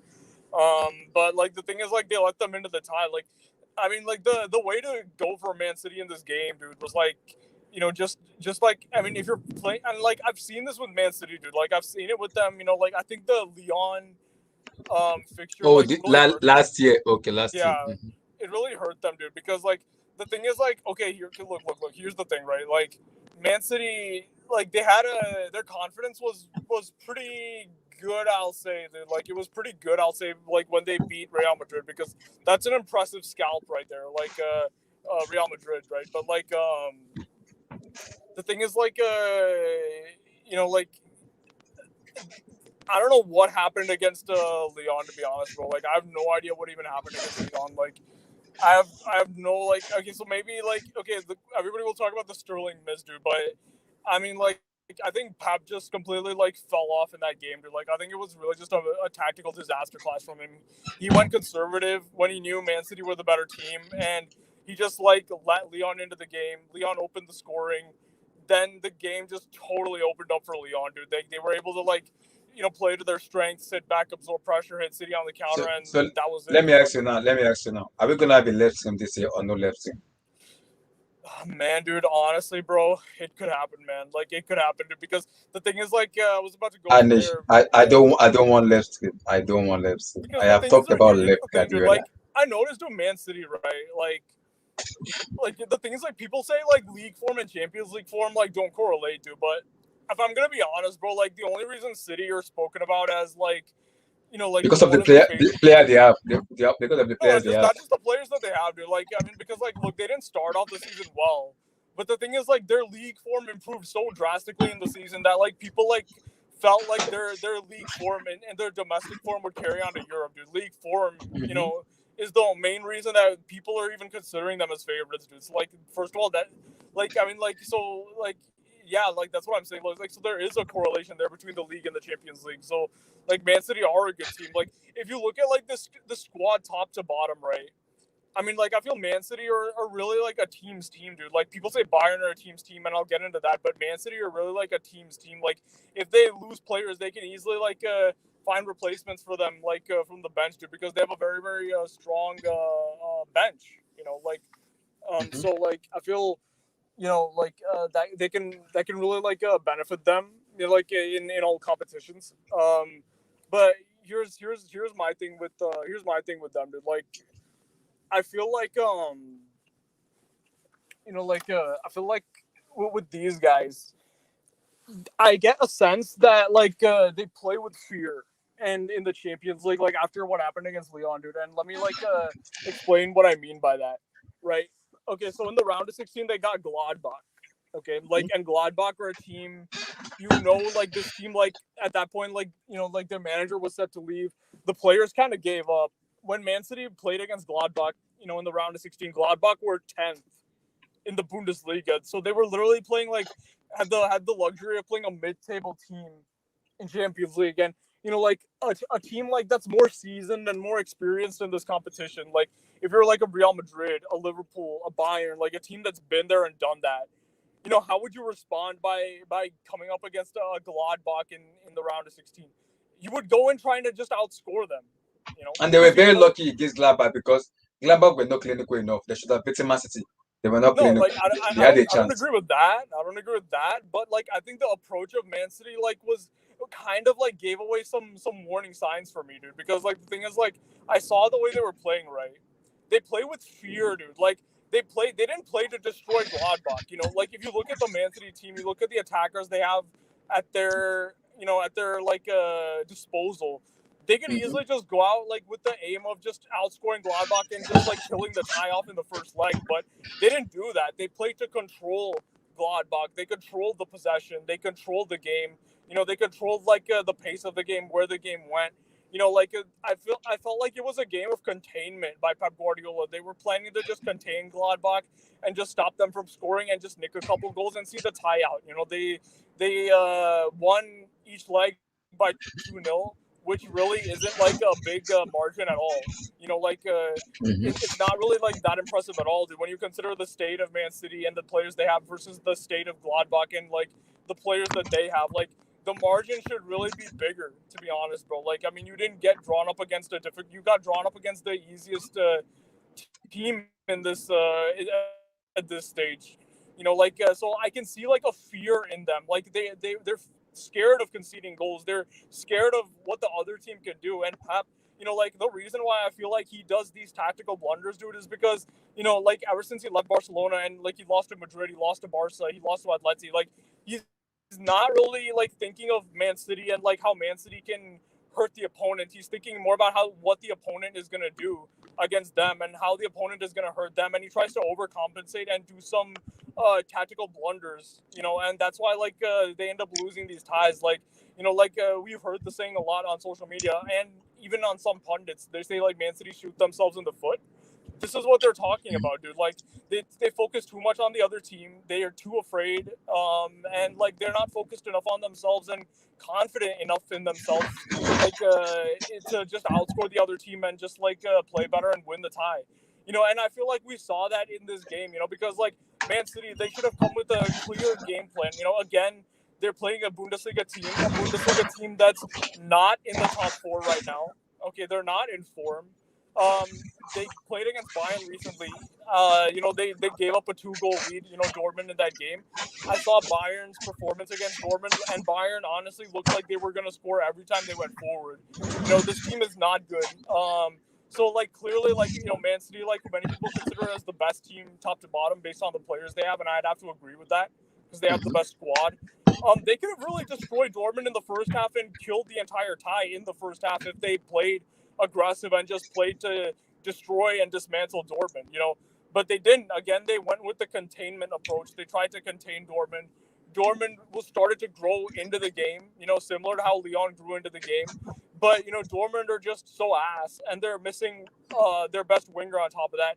And we know Man City with the inverted fullbacks and all that from the tactical standpoint, like, the best way to hurt them is with good wingers. And Dortmund, of course, they don't have their best winger, so that played into City's advantage.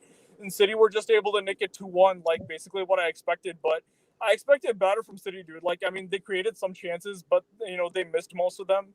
Foden, like, ended up making up for, like, his missed chances at the end by nicking the win. But by no means is this over, dude. And, like, really, this can go either way in the second leg now because Dortmund feel like they were robbed. And strangely enough, like, even though they lost this game, Dortmund, I feel like, will have the momentum going into that second leg, because of the anger, like, Man City will go in cautious, perhaps too cautiously, and Dortmund will just come for vengeance, basically, is what I feel like. And the emotional and psychological, like, aspect of the Champions League can't be understated. Sometimes it can compensate for quality even.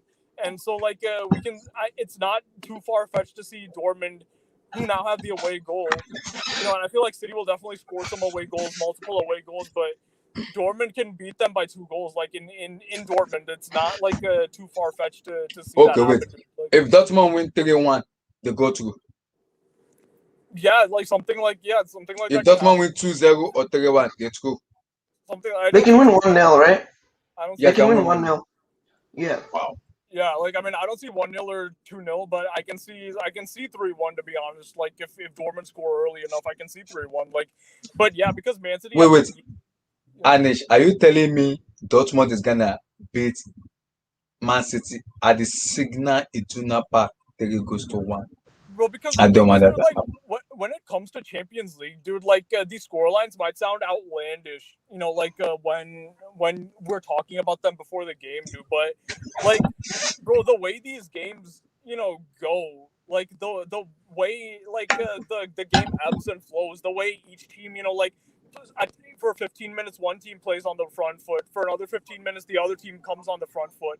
You know, there's a back and forth there, like.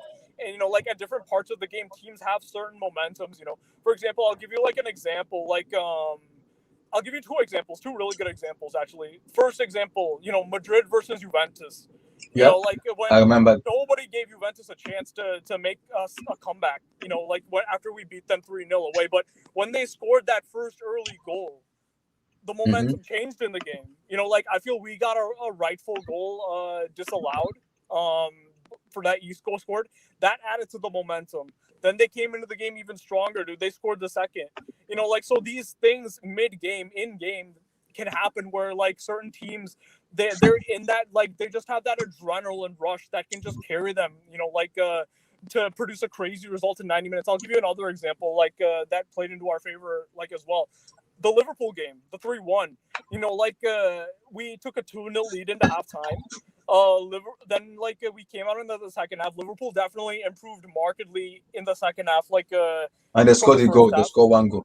They scored Yeah, one goal. and we switched off in the first 5 minutes, bro. We switched off, like you know, and that's I feel like in these moments we miss Ramos, but that's another topic for like another time. But like we switched off, and then Liverpool just came into the game. Now imagine, you know, like Mondi's clearance gets missed, and Mane scores that goal, and it's 2-2.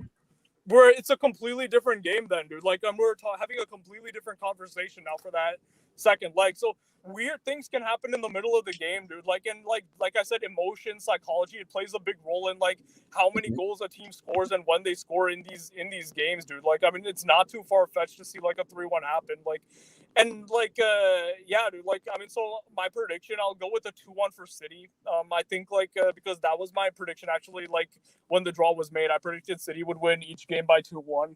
I think like they will get knocked out honestly by whoever they meet in the next round, whether it's Bayern, whether it's PSG. So I'll yeah, give my like prediction.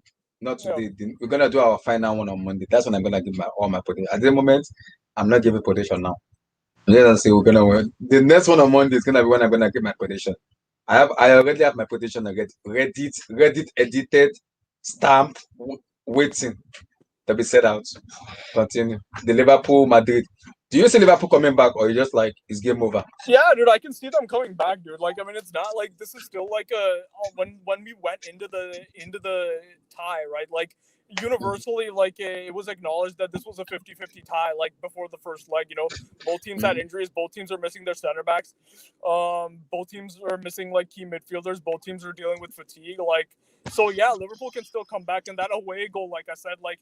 Is a tricky one, dude, and I'm always worried about like players who have good off the ball movement. You know, whenever we're going into a game without Ramos, dude, and you know Jota and Salah, like you said, like Salah was honestly ass like in that game, but like he's that kind of player who's kind of like a B-Tech Ronaldo. Like even if he doesn't have a good game, he can still have that moment where he just pops up with a goal because of his off the ball movement. You know, he's a very good inside forward. So if they score a goal early, like I mean, like even they can come back, dude. Like it's not too far fetched to see such a thing happen. I mean, and the away goal gives them the edge. I think like honestly, like since I'm talking about it, like I'll give my prediction for that game. Like I think it's gonna end up as a draw. You know, I think they'll score. I think we're gonna go in there with the mentality of like scoring away goals because we usually do well in the second leg away after we win the first leg at home. So yeah, I'll give Liverpool the respect. I think they play better. And like the second half scoreline in the first leg was 1-1. You know, like when Liverpool improved, and then we came back strong after we conceded the goal. So I think we're going to see a lot of the same thing. I don't think like Klopp is going to make many tactical changes from that second half because I can't see really Liverpool getting better than that second half performance. And I think like they'll play like that for the whole game. I think like we'll play well because I think Zidane will rotate. So I'll go for like a 1-1. I'll go for a Okay. 1-1. FC Porto Chelsea. FC Porto Chelsea. I think you guys are the only team, honestly, like in this competition right now that can like play well or not play well and still go through. I don't still think you guys win, have to play well. I don't think you guys have to play well. I think you have to be clinical. Because I think Porto will come. Porto are getting some players back, especially attacking talent. The Persian player that who got suspended. Terumi against and yeah. Oliveira. I think they'll score. They caused you guys some issues, but I think you guys will also score. I'm predicting a draw as well in that game, 1-1, and I think you guys will just go through. That's pretty much And it. Neymar Junior PSG. Look, How impressive were you with Neymar Junior? Because the man, I did not watch the match. I was doing the watch along with Chelsea to Chelsea Porto, but after the full match and everything, I officially watched the match fully. Like after everything, the kind of way Neymar was passing, the way he was playing, my Lord in heaven, that was Neymar I saw in the MSN era, and the very first time it's ever PSG, that was the Neymar I saw. That was the Neymar I've been waiting to see for a very long time. My Lord in heaven, Neymar balled. He showed up. He showed up. Yeah, he showed up. And my device is about to die, but I'll say this: with the injuries to Bayern and the injuries they got in the first leg, I just see PSG winning. I mean, Bayern cannot play them or do whatever, but I just think PSG's front four has more goals in it. But I'll be back. I'll expand upon that. So continue without me for a second. No worries. Samuel, if you've not talked about them, PSG, finish up on your PSG, Neymar Junior. Yeah, my bad. Okay, so yeah, PSG. So first of all, I have to pay my respects to the guy there, Neymar. What he did, I don't watch the game, right? But what he did, I watched the highlights and whatnot. What he did was he was the main creator for his team. That second pass. This is one to Marquinhos. World class, my Lord in heaven. Yep. The one where he was over the defense and that wow. pass. The only player I can say that pass that ball is KDB for Man City. Maybe or Kimmich in Bayern Munich. That pass was the application of that pass was world class. Exactly. So yeah, this guy, like I said on the other stream, I said this guy, he has his issues off field and with his demeanor and ego, whatnot. But when he's fit, when he's healthy, when he's in the right state of mind, this guy is a top three player in the world. He's just he's got talent, right? He's not playing. He's not like a Mason Mount. Yeah, he's not like a Mason Mount. He doesn't just. He's actually got talent. He's got substance behind his game. So, yeah, I gotta give my applauses to him and I have to say sorry for criticizing him. Although it was true, but hey, he came up. I thought he wouldn't, but he definitely showed up. I know Neymar will show up. I was confident. People were coming at me and telling me I'm a Neymar fanboy. But man, Neymar board, he shut up their mouth. I'm so happy. I am so proud. I'm so happy. So July, I have a question for you. Mm-hmm. If PSG managed to knock out Bayern Munich, man, that's I don't know. Do you think PSG go on to win the Champions League title? Because like I said when it was in the round of 16, I said it. Champions League final is PSG versus Chelsea. That's what I said, and I will stick by it.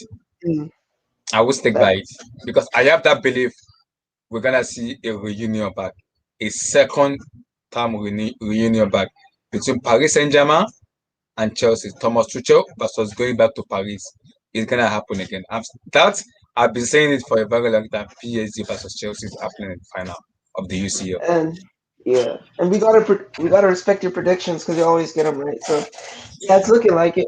I think PSG definitely surprised me. I thought they would be nullified by Bayern Munich's midfield, but the opposite happened. But you know what's amazing about that game? You look at the amount of chances. I mean, I think Bayern Munich took 40-something shots and had 31 chances. 30 shots. No, Abdullah, it's 40 something shots and 30 on target. 40 something shot, 30 on target. Yes, those are the numbers. So I'm like, how? And yeah, I don't know, bro. Wow. I need someone to explain that to me. Like that was, and PSG only had like what was it, like 9 shots and 5 on target, something like that, something really small. And I'm like, wow. So yeah, it's pretty tragic to see that Bayern Munich couldn't, you know, get more goals. But yeah, I don't know, man. Wait, the next game is gonna be played at the Parc Paris. des Princes, right? Yeah, Paris. Parc de France. Yeah. I think And they got, based on the UEFA, I'm hearing the semi-final there will be fans in the semis. Based on what the UEFA said, in the semis there could be fans. Fans could be able to in turn May, up. right? In May. Yeah, in May. Nice. The first leg of the semi-final is gonna be April 27, and the second leg is gonna be in May. May. Oh, nice. Yeah, so I think PSG have 3 away goals, and I see them going through. As long as they keep everyone healthy, Mhm. I can see them going through, man. But Same. yeah, congrats to PSG, and I think PSG will probably win. I don't know, man. I want to go for a conservative prediction, but I think it might be like before. Mhm. I say PSG 3, Bayern Munich 3. Crazy game like that. Fair enough. EJ, But yeah, give me your thought on the Man City, Dortmund, Madrid, Liverpool, Porto, Chelsea, and Paris Saint-Germain, Bayern Munich. Neymar Jr. showed up. Can you hear me first of all? Yeah, we can hear you. Siberia, Mike. Oh my God, Siberia, man. Where should I start? Can you turn up the volume a little bit? We can hear the volume a little bit. Yeah, it's okay now.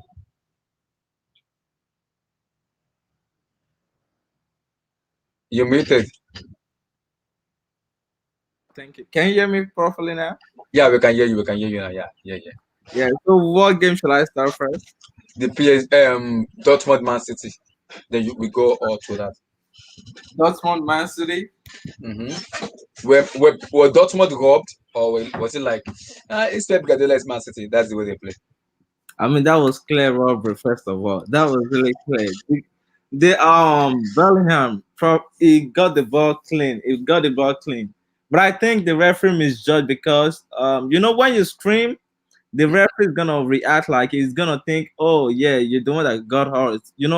Edison was the one who screamed, so that's why I think the referee got the call wrong. But I think VAR should have stepped in. But because the referee blow is whistle, so they can. That scenario happened in APL that VAR is stepping. It happens in APL that VAR is stepping. VAR cleared everything off. Because I think it happened against, was it Brighton versus which team happens?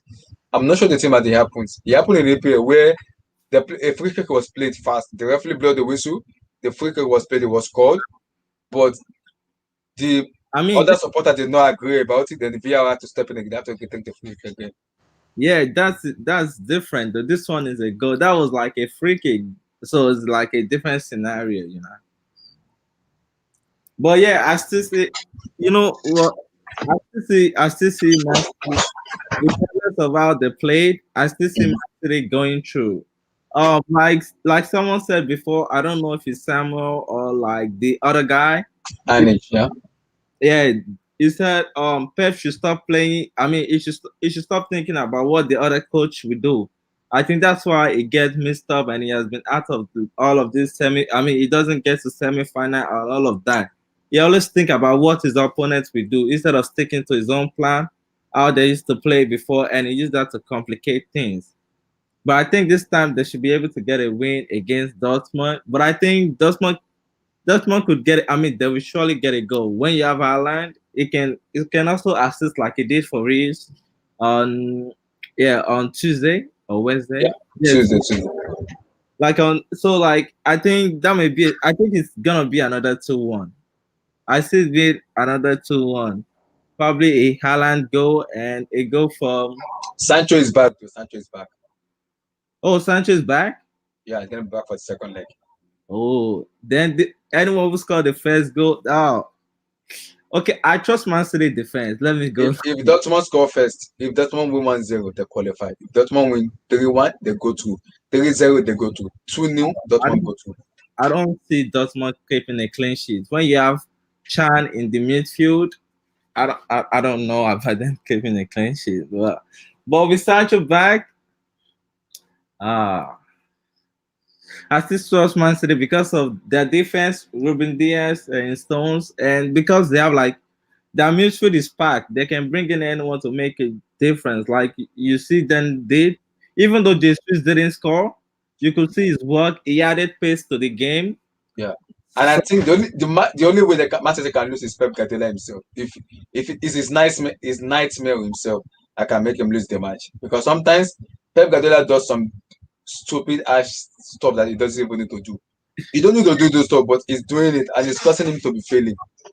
Yeah, I mean, it's the only code that changes his lineup and system every knockout stages. You know, like the one against Leon, it was the one that against Man City they played with a 4-3-3, and against Leon, you saw him go to a back three because it was scared of him losing. So I think that would, yeah, you're probably right about the only person that would cause themselves problem is Man City themselves. But I still see it as a tight game, so I will give it a 2-1 to Man City. So it's gonna be 4-2 on aggregate. A 2-1 to Man City. Okay, so Liverpool Madrid. I'm gonna be biased, you know. No, it's okay. You can be biased. It's okay. It could go either way, you know. I just think like, you know, Klopp not starting Thiago and starting Jota. I think Jota is a fantastic player, but I think Firmino just adds something to their match when they play together. I think Firmino just does something like bringing out the player, and the way Real Madrid play, you have to be able to keep the ball because you know Real Madrid we always want to keep the ball, and when you have a Firmino there, he can also keep the ball, and Thiago, yeah, it can be right sometimes, you know, getting yellow card, but you know, he's one of the best passers, just like a Tony Cruz. So that would be a fantastic game to watch. But I still believe we're gonna go through. I see us. It's gonna be a 1-1 draw. A 1-1 at time. 1-1 draw. Yeah, I see us building a 1-1 draw. Hopefully, no one gets injured tomorrow in the El Clasico because that's gonna be a tough match, and hopefully no tired leg. So I'm gonna go with a 1-1 draw over there one. 1-1 draw. Okay. So Neymar Jr. officially showing up. How impressed were you about Neymar Jr.? I mean, I already talked about him on like what day was it? Saturday? And yeah. Was it Saturday? Oh no, it was on Tuesday they played the match. No, Wednesday. It was on Wednesday. So it was on Wednesday. Yeah, when he's on his game, we know what he can bring. You know, I actually think this new role fits him so well. Like the number 10 roles. Like I said it before, doing the World Cup and what it does for Brazil. I think if you bring this to like for PSG, it's gonna benefit everyone. With Mbappe playing as the striker and Di Maria right wing and Drasler, we know he's a fantastic player. It's just like injury cost him to like not be showing up like he used to. But I think this number 10 fits him and he can give you the pass like the ball to Marquinhos. You know, I praise him like I'm like, yeah. No, the only player I can see doing that is probably Kevin De Bruyne or like a Tony Cruz or Joshua Kimmich. I mean, yeah, maybe you can say that, but I'm not so sure about Joshua Kimmich. He's a passer, very, very good passer of the ball. Very, very good passer of the ball. He's a very good passer.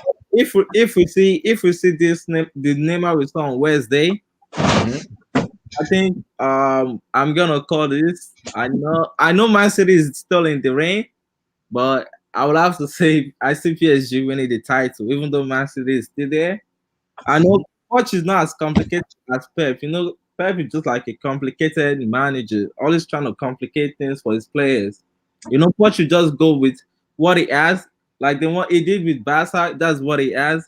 We did it with PSG, that's what he has. But with with Pep, when you have too much things, you try to always like try different things because yes, I have this and this. Let me try this different way.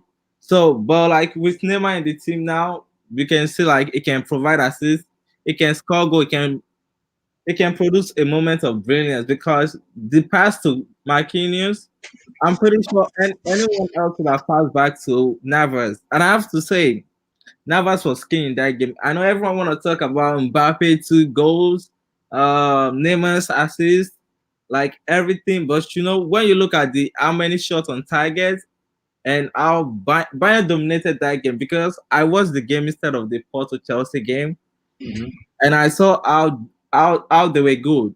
If Goretzka was still in that match, or they have a Lewandowski instead of Choupo-Moting, that game could have ended 5-2 to Bayern. Wow. If you watch it, because like just look at the shot. Bayern has 31 shot and 12 on target. 31 shot and 12 on target. So like you have to see how clutch Navas was pulling the string. I'm like, oh, people don't appreciate him maybe because of where he's from or what. I don't know. But people need to start appreciating Kelo Navas. I know everyone want to talk about the importance of all other players, Verratti, and Neymar, Mbappe, and all other people, but they have to respect Navas now because it was keeping them at the game. It was making save after save for them. So, but I see PSG going to, because Nabi is out, Goretzka is injured, Yeah, Sule and it's out. And I'm hearing Hernandez will be their left back too, maybe out too. Lucas Hernandez is out. Like most of them is injured, and Gnabry has COVID. I think that's what they said. Yeah, So, yes, COVID. so like who they will start, and there's this guy out too. What is his name? Douglas Costa. I mean, he's also out too. So like it's a huge blow for them. There's no one to like really be in their midfield. The only person that can bring in is young Musiala, right? Is that his name? Mhm. Yeah, Musiala, yeah. Yeah, so like Jamal Musiala. Tolisso too, Tolisso is a good midfielder. Yeah. He's also injured. So basically, Bayern are fucked up. I mean, from the injury, That's a lie. I wouldn't say that. Because Bayern Munich's midfield is far superior to PSG's. Yeah, Right. I know. But remember, Marco Verratti and Paredes is coming back in the second leg. That is a big plus for PSG because But they it's have still their not better than that Bayern. Because I know. Bayern midfield is Goretzka, Kimmich. look at how they have Who injury. else? I'm gonna say PSG midfield is better because Bayern's injury is too much. I don't even think they have any midfield. Maybe they're gonna go with a 4-2-4. I don't know, because Tolisso is out, Goretzka is out, only Kimmich is available. Lewandowski is out. Leon, I What? mean, Kimmich is suspended. I didn't know Goretzka was out. yeah, Kimmich is suspended. Kimmich is suspended. it was injured. Kimmich is suspended. Yeah, he's suspended. He got a yellow Suspended? card. He got a yellow card. Oh yeah, Bayern Munich are done. Yeah, I really didn't see that. Wow, that's And again, That's Goretzka tough. didn't finish the match. He was taken He was injured. Goretzka too is injured. out before halftime in the game against PSG, because I was Yeah. watching the match and I'm like, Yeah. oh, even though Ansel Flick got these criminal highs, like when you look at that guy's eyes, you like you can see fire. He expects more from his player, but I don't think it's gonna make it. So I think the edge will be for PSG, and PSG already got like 3 goals away. So what's the likelihood of wow. Bayern Munich scoring like a 2 goal and them keeping a clean sheet? I don't see them keeping a clean sheet. So I'm gonna give the dub to PSG, but this time I think it may be, I don't know. So go for out of Chelsea Porto. Yeah, I think for PSG Bayern it's gonna be a draw, 2-2. I can see 2-2. And for Porto, Porto. What's the point of talking about Porto? What's the point? I see Chelsea going through, even though, like the guy said before, you guys don't have to play excellent. You guys didn't play really that great against them in the first leg. But with our players coming back like Oliveira, And Taremi, yeah, I think you guys will have to play better than you guys did against West Brom. and I think Tuchel knows that. Tuchel himself knows that we're gonna play better. So like but I still think it's gonna be a win for Chelsea. I see another 2-0 because you guys defense they keep it tight at the back, play safe, and you guys know surely go will come. So I see you guys winning 2-0, even though but you guys have to play better because you never know. A goal may change everything. Everything, yeah. So we have to be better. We have to be on it at the very Yeah, first you have period. to be on the front.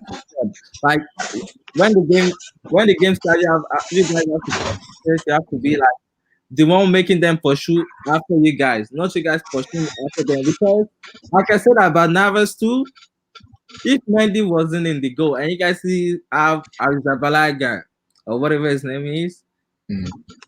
I think you guys could have Porto could have ended that game 3-0 or 3-2. I mean you guys scored two. Forward Balaga. Forward Balaga. Fear enough. Fear enough. Yeah. Like again, like Navas and I said Kepa, Mendy, they kept that team still in the game. So Yeah. with that, I think you guys will win 2-0 since you guys have Mendy and not Kepa. So it's 2-0, it's gonna be like 4-0 on aggregate. Mm-hmm.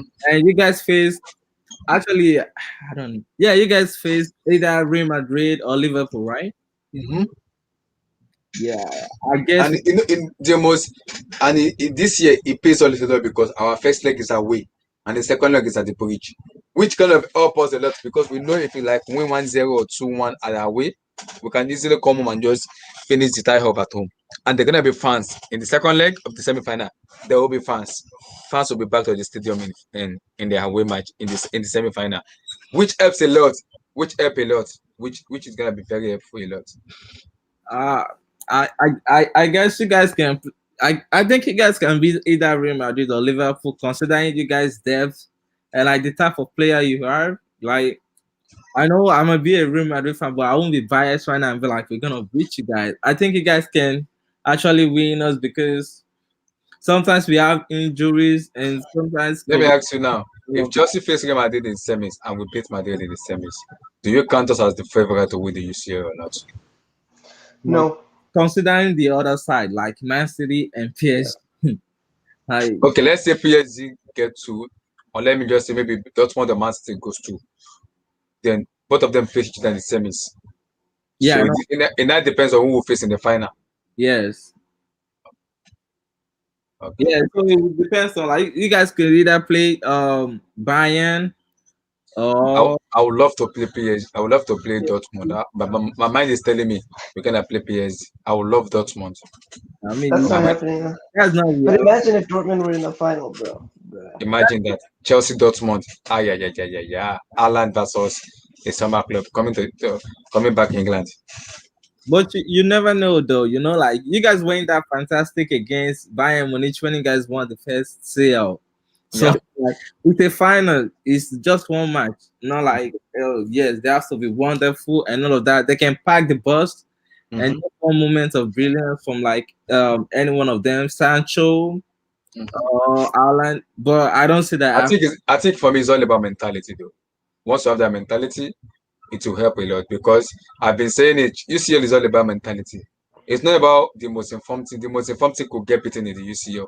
It's all about how you want to react as a team, the mentality of the team that because the competition does matters a lot because people need to understand this is UCL and the competition really matters a lot. It does matters. If you I don't mean, do well in UCL, you're gonna get beaten mercilessly.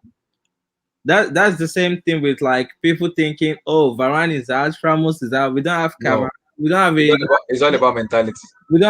a natural right back. So they were like, it's a few days for Salah, Jota, and Mane. But it turns out It's all about mentality though. that wasn't the case. So I think, yeah, you're right. It's about mentality, and yeah, if they can get it through. Mhm. So Because if you don't have good mentality, easily you can lose a match easily. So you have to be very careful about the. That's why I said I'm siding towards PSG Chelsea because I see that happening in the final. I don't know what my mind is telling me PSG Chelsea. I don't know where that mind is telling me from. I'm just saying PSG no, Chelsea. the thing is, I can see Chelsea beating us in like a term if we face each other. I mean, the tie isn't over for us to say, yeah, you're gonna face Real Madrid, but Mhm. I can see you guys winning us because no, I mean, I think if Chelsea beat Madrid in the semis, people would take Chelsea serious. They haven't taken Chelsea serious yet because of the what happened in the West Brom match. You get what I'm saying? But if Chelsea beat maybe the same thing. That could be said about us too. They were like, oh, we beat a Atalanta side. They are still babies in the competition. Liverpool, they were like, oh, they're not at the best yet. Mhm. It's just the same thing for you guys. They're like Atletico Madrid, they're on poor run of form.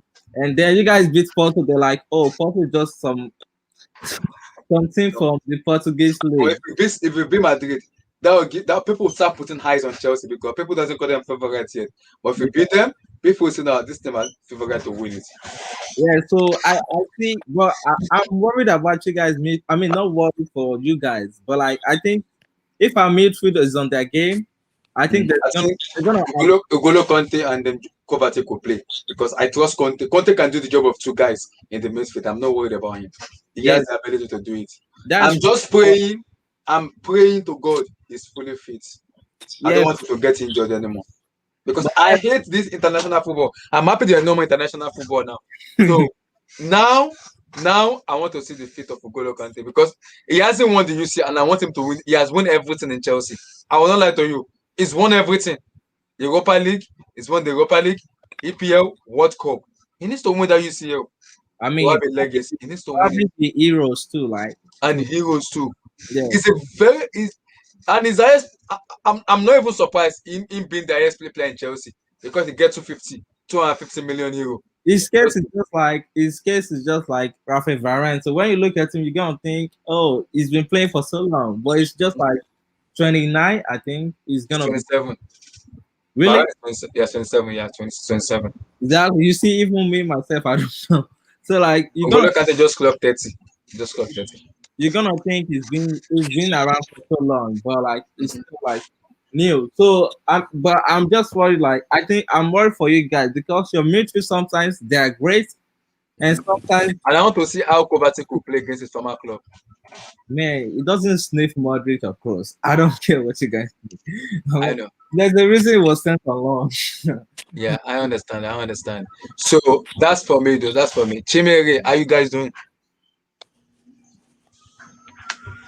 I'm good, man. How about you? Yeah, we're talking about the UCL. Give us your thought on the first leg of the UCL. Man City, Dortmund, I just Liverpool, Madrid, Porto, Chelsea, and then PSG versus Bayern Munich. uh I guess I'll start with PSG because that was the Okay. main game. So as far as PSG, I mean, I remember before the when you said prediction, I said I'd be Mhm. bold and I said PSG would win on a 3-1. I said 3-2. 3-2. I mean, that's about. I said 3-2. No, I said 3-2. Yeah, you said 3-2, but I said 3-1 or 2-1. PSG would win because I had a feeling that PSG would win the game because just with the players they have on their team, if they're clinical, they always be a danger to your team because the way the game went, though, to be honest, Bayern dominated the game. They had a lot of chances, but football, it's not about chances. It's about who scores the goals in the game. And PSG scored the goal. That's what's important. And 3 away goals is huge. That's 3 away goals. That means Bayern have to score 2 minimum just to even have I'm not concede. to advance it. Yeah, not concede. And they will concede, I think, for sure. I think PSG will score. I know for sure Bayern will score. Would they score enough? Because I see PSG scoring twice, minimum. Yeah. But so that Bayern have to score 3 goals. I don't know if they can score 3 because they have a bench. So, and as far as Dortmund and Man City, it went about the way I expected it to go. I said on HS's Hangout, Man City 2-1. So it went about the way I thought, as far as Liverpool, that was the only one that I got wrong. Because every Yeah. other one, I every get other one I I get got two about. of the I get the two of the prediction right. I get the Madrid prediction right, and I got the PSG. I got the PSG Bayern right. I said 3-2, and I said 3-1 to Madrid to win 3-1. And people were like, no, no, no, no, no, no, no, no. I was like, okay, we'll see, but I'm sticking with 3-1. I got it right. Yeah, no, yeah, no. I was just because Vinicius showed up, because before we didn't see how Madrid were going to score 3 goals. Vinicius showed up. That's the main thing. Vinicius can become a threat. Then Madrid is very dangerous. If he can add this to his game, Yeah. he doesn't even have to be a guy that can score 20 goals. Just score goals, a season. He can Yeah. be very That's good. what That's what sometimes they're we gonna see miss the good consistency. Vinicius, and sometimes we say the bad Vinicius. Yeah, he's not Yes. consistent with Yeah, his exactly. finishing. He's always a dangerous player. He's Mhm. always dangerous because he's a good dribbler and he's Good skillful, but his player, yes. finishing is what he's lacking to take that It's to the like next level. To become yeah. a world class player. But Porto, that's what I predicted. I said Chelsea win. Said Chelsea win 2-0. I think they're gonna win 4-0 in aggregate, so that would just surprise me. But All right. Porto played well though. They played better than I thought they would. Porto played well. So, but it was good. I think this was a good week. Mhm. And I think next week will be fun, especially PSG Bayern. It'll be a fun game. Good. KJ, you there? How impressive were you with your man, Neymar Jr.? Were you happy he showed up, or you were expecting that? Oh, I know my guy. I know my man will show up. I've been watching PSG for a long time, so I trust Neymar Jr. You there? KJ, you there? Oh, he muted himself. Oh, KJ muted himself. So, I want to talk about something. I think I said EJ sent me to me. I really want to talk about it to you guys because we hardly talk about it that much on Wednesday just because of the um excitement of we winning and everything. Just Kunde. Just Kunde. So Can I comment? recently there's been a report that Chelsea will pay 60 million euro, approximately like 40 to 45 pounds in euros to Jules Koundé of Sevilla to get him in the summer. So let me come to somewhere now. If you are Yeah, getting okay. Jules Koundé into Chelsea, who do you sell in the summer? Rudiger, Zuma, or Andreas Christensen? First of Or all, why? I want to talk about Jules Koundé as a player. So, like, Mhm. obviously, we mentioned him in the other stream, and I was like, watch some highlights, his height and everything. And I'm just looking at this guy, and he seems to have like really good passing ability and decent dribbling ability, and he's a good defender as well. So, like, would he fit in that DM role? Like, could we buy him as a DM more so Oh, than a we're buying center back? as a central back. As a central back. Let me touch on that real quick before you. Okay, go. Like, if you guys want to show like an example of a player that play like Jules Koundé, like a legendary player, Mm-hmm. it's gonna be like a Ramos who's gonna like come forward, help in the midfield, and join in attack. So like, if you guys want to start him in this CDM, like you just said, I Mm-hmm. think it could work because Ramos too started one back, and sometimes Ancelotti played him as a central defensive midfielder. So I think it can work for you guys if you guys want to play, but I'm not sure if some players that play good in the natural position more than like when you makeshift them. But my So question is center back his natural position? Yeah. Because in the PL he would struggle at center back just because of his profile. Like you just look at the guy's I think physical attributes. probably because he's that short and isn't like it doesn't look physical if you look at him. But I'm telling you guys, when he plays, you guys see how physical he is. But I mean, one, but you I guys. think it could be like a Marquinhos for us, like a player like that. Like not necessarily a center back, but like because you can even see like the way this guy plays. He's very like he's not afraid to join the attack, and he can actually He can handle the ball. He can dribble very well. Yeah, that's So what for me, that's why I said it's just like a Ramos type. But the thing is, it doesn't get red carded like Ramos does. So, but Ramos is different. Ramos is like he looks menacing. Like you look at this guy's physical attributes and like, yo, I don't want to beef this guy. Jules, I'm looking at Jules and I'm like, are you really a center back? I think this guy as a DM could just become world class. I think it's a ball playing center back. yeah, I will agree with that. But Because it- I think wouldn't work definitely. that's in what the we all PL. want. and it Like got David players Luiz. too. Oh, Like David Luiz? Okay. you want your players Yeah, to like David Luiz. Yeah. so like you want your player to have pace. So I think sometimes players on one is also good too. So like sometimes players run behind him and he knows how to tackle like a quick recovery press. He can use that. He should be a DM. I mean I don't know how that will work, but okay. Haven't Sevilla played him as a DM before? Oh, I Like am like a little bit, but not to the point where he's experienced like- playing it. So I Samuel, this guy- who goes if I buy Juice Kunde in the summer, who goes? Rudiger, Christensen, or Zuma? Rudiger's not going anywhere. I don't know about Christiansen, but I doubt he's going. I think Zuma is on his way out. Zuma. Okay. I Yeah, agree. Yes. speaking of reports, Yeah. yeah. The reason I agree with that is, you're talking about Tuchel want to change to a back four, Yeah, I want to play back for, yeah. but you never know. You never know. Maybe it's gonna stick with this theory. No, And he said he's not gonna play back three, that he wants to go with the back four. That because ZH and the other guys are not getting playing time. And we know ZH work in the back four, it doesn't work in the back three. We know.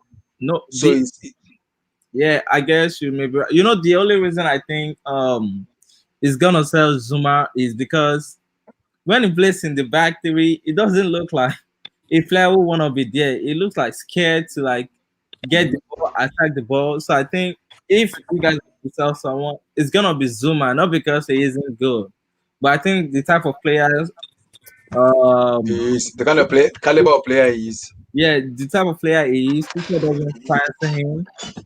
Yeah. So I think he will be the one gone, but Kunde isn't a bad option to get, but I'm not sure it's gonna be a CDM at Chelsea, but we're gonna see. Like, flip him. I think you could easily flip him and make him a CDM, and he could become something as a CDM. Yeah, I mean, let's not forget this guy too. What guy was it? Marquinhos was a CDM, is now a center back. So I think you guys can do center back for CDM. So Yeah, yeah, that's my stance. I think sell Zuma for like 30 mil, 40 mil, and just add a bit of money and sign him. Tomorrow is going to be similar for 28 million. So we can easily coop up that money together and just get a very good player. Yeah, sure. What about Gahi? Like, I've heard about him. Southampton are going for him. They want to buy him. Who want to buy him? Southampton. who they gonna buy? Gahi, Mark Gahi. Why? Who plays for Swansea? He plays for I would Swansea. say sell him to Southampton, but make sure to add a buyback clause just in case. Exactly. Buyback clause, which is much easier to buy. Yeah, because we have so much players, we just need to offload, get a core group and just move on from there, really. Mm. Because like Good. Tomori, Margahi, and Zuma, if you can sell them, bring Kunde. Yeah, And go from there. exactly. So, who was not speaking about Kunde? I want someone else to speak about Kunde. Is there anybody that's speaking? Let me see. KG, are you there? I don't think it's that. Oh, Chimere, your take on Juice Kunde. Man, I think the way Tuchel, because Tuchel, does he want to keep with the back three? Does he want to stick? No, with he wants to this play next back season? four next season. He wants to play back four. He wants to play Well, back four. I think the way that he wants, I think Mhm. I think it's a good signing because he wants to play possession-based football. He wants to play from the Mhm. back. So Kunde is a good because Sevilla play. In fact, Sevilla plays a similar style to Chelsea because Sevilla plays Chelsea. You know how the possession is like defensive possession. You know what I mean? Like Mhm. how they like to keep the ball. and they like to control the game by passing it because Sevilla and Chelsea, if you watch them play, it's actually a style.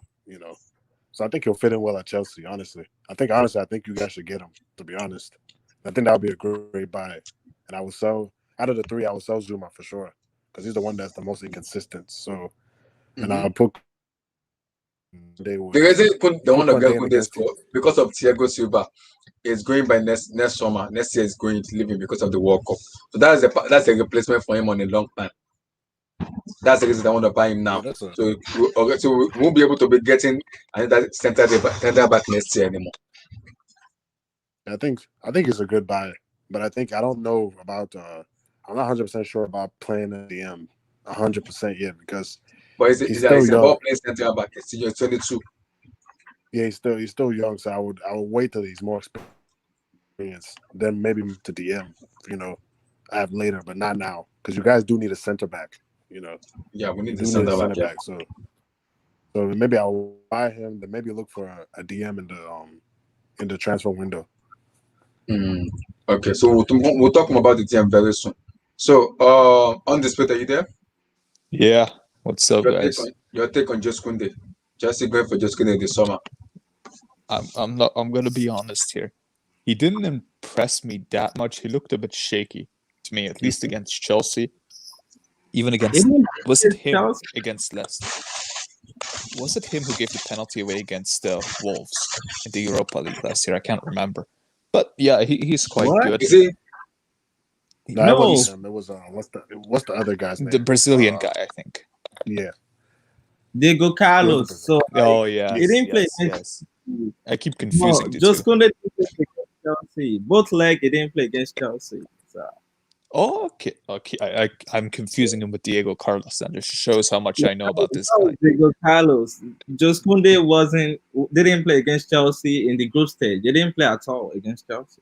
Okay, so I'm literally just confusing him with Diego Carlos, so a brick analyst. Anyway, at least from what I've heard, he's probably is better than any of your center backs, and probably would be because you guys don't have a long-term, player right now. You can build your defense around. Thiago Silva's 36, and all your other ones they're kind of interchangeable. They're all decent, but not great. If that makes sense. Yeah. One thing I would say his weakness is his physicality. Like you tested me. Yeah, I think that's what you tested me, right? So yeah, I would say that's one thing that he likes, physicality. But he knows how to jump high. He has pace. Like when you see him run, you know, this guy is quick. And that's why almost half of Europe want him. Like Real Madrid wants him, Manchester United.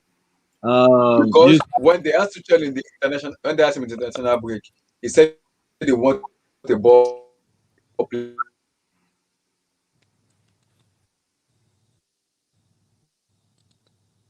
center back, and they asked him which player do you want to get in the game. So how good will it be for Chelsea?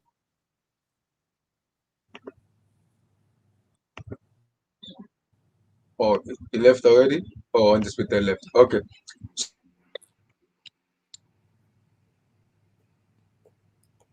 Some news on the DM stuff, but I'm not sure which DM want to go for at the moment. I'm not sure. There are a variety of names of the DM, but I think all will be much settled when the season finish. That will open more a lot of spaces to know which DM we're getting. But at the moment, there are several names. So, Samuel, you want to touch on the DM? Go for it. Sergio Busquets. What? So DM, this guy's trolling us. Busquets. Anyway, for the DM position, look, I think Declan Rice would be a good shout. Fair enough.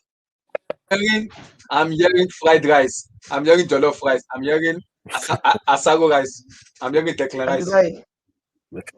I dare this board to pay 80 million for that guy. Yes. It's not worth it. That would be a real waste of money. It's too much. What we can do is we can get. And I'm hearing United want to buy him also too. Yeah, I mean, United want to buy everyone. They never materialize anyway. But I think the best. I think our target should be Chimeni, because he's a raw player. He's not really like the finished article. He's really young, and because Monaco is struggling with finances, we can get him for 15 to 20 mil. Okay. And he's a young player, and like you look at this guy's profile, it kind of reminds me of Pogba, like the way he passes. He's a DM, I'm pretty sure, and like DM is he name. can DM is distribute name. the ball. Let me That Monaco share kid, that. DM Chimeni. is name. Let me see. So it's from Monaco, right? What is his name? Too many. Chimeni. Yeah. Did anybody watch? I think KJ watched French League. You should be able to have more insight on the guy. KJ, you there? Oh, it's not there. Send He hasn't been Sama, send me a talking. DM about too many. Let me see the guy you're talking about. Because I haven't watched more of French League before. Okay. What's the spelling So of the like name? as in his name. It's in the chat right here. Okay. Okay. And I look at this guy, Oh, and too like many. you should look into him. He's gonna be cheap, but then we can also use him like for more like tactical versatility. He looks like he can distribute the ball. He's really cheap, and he's just young, and I have a good feeling about him. Instead of throwing 70 mil at Declan Rice, we can just get 15 mil. Put on Chimeni and see what happens. But he's a good talent. Is he a DM or what kind of player is he? Yeah, he can play DM and he can play 8s as well.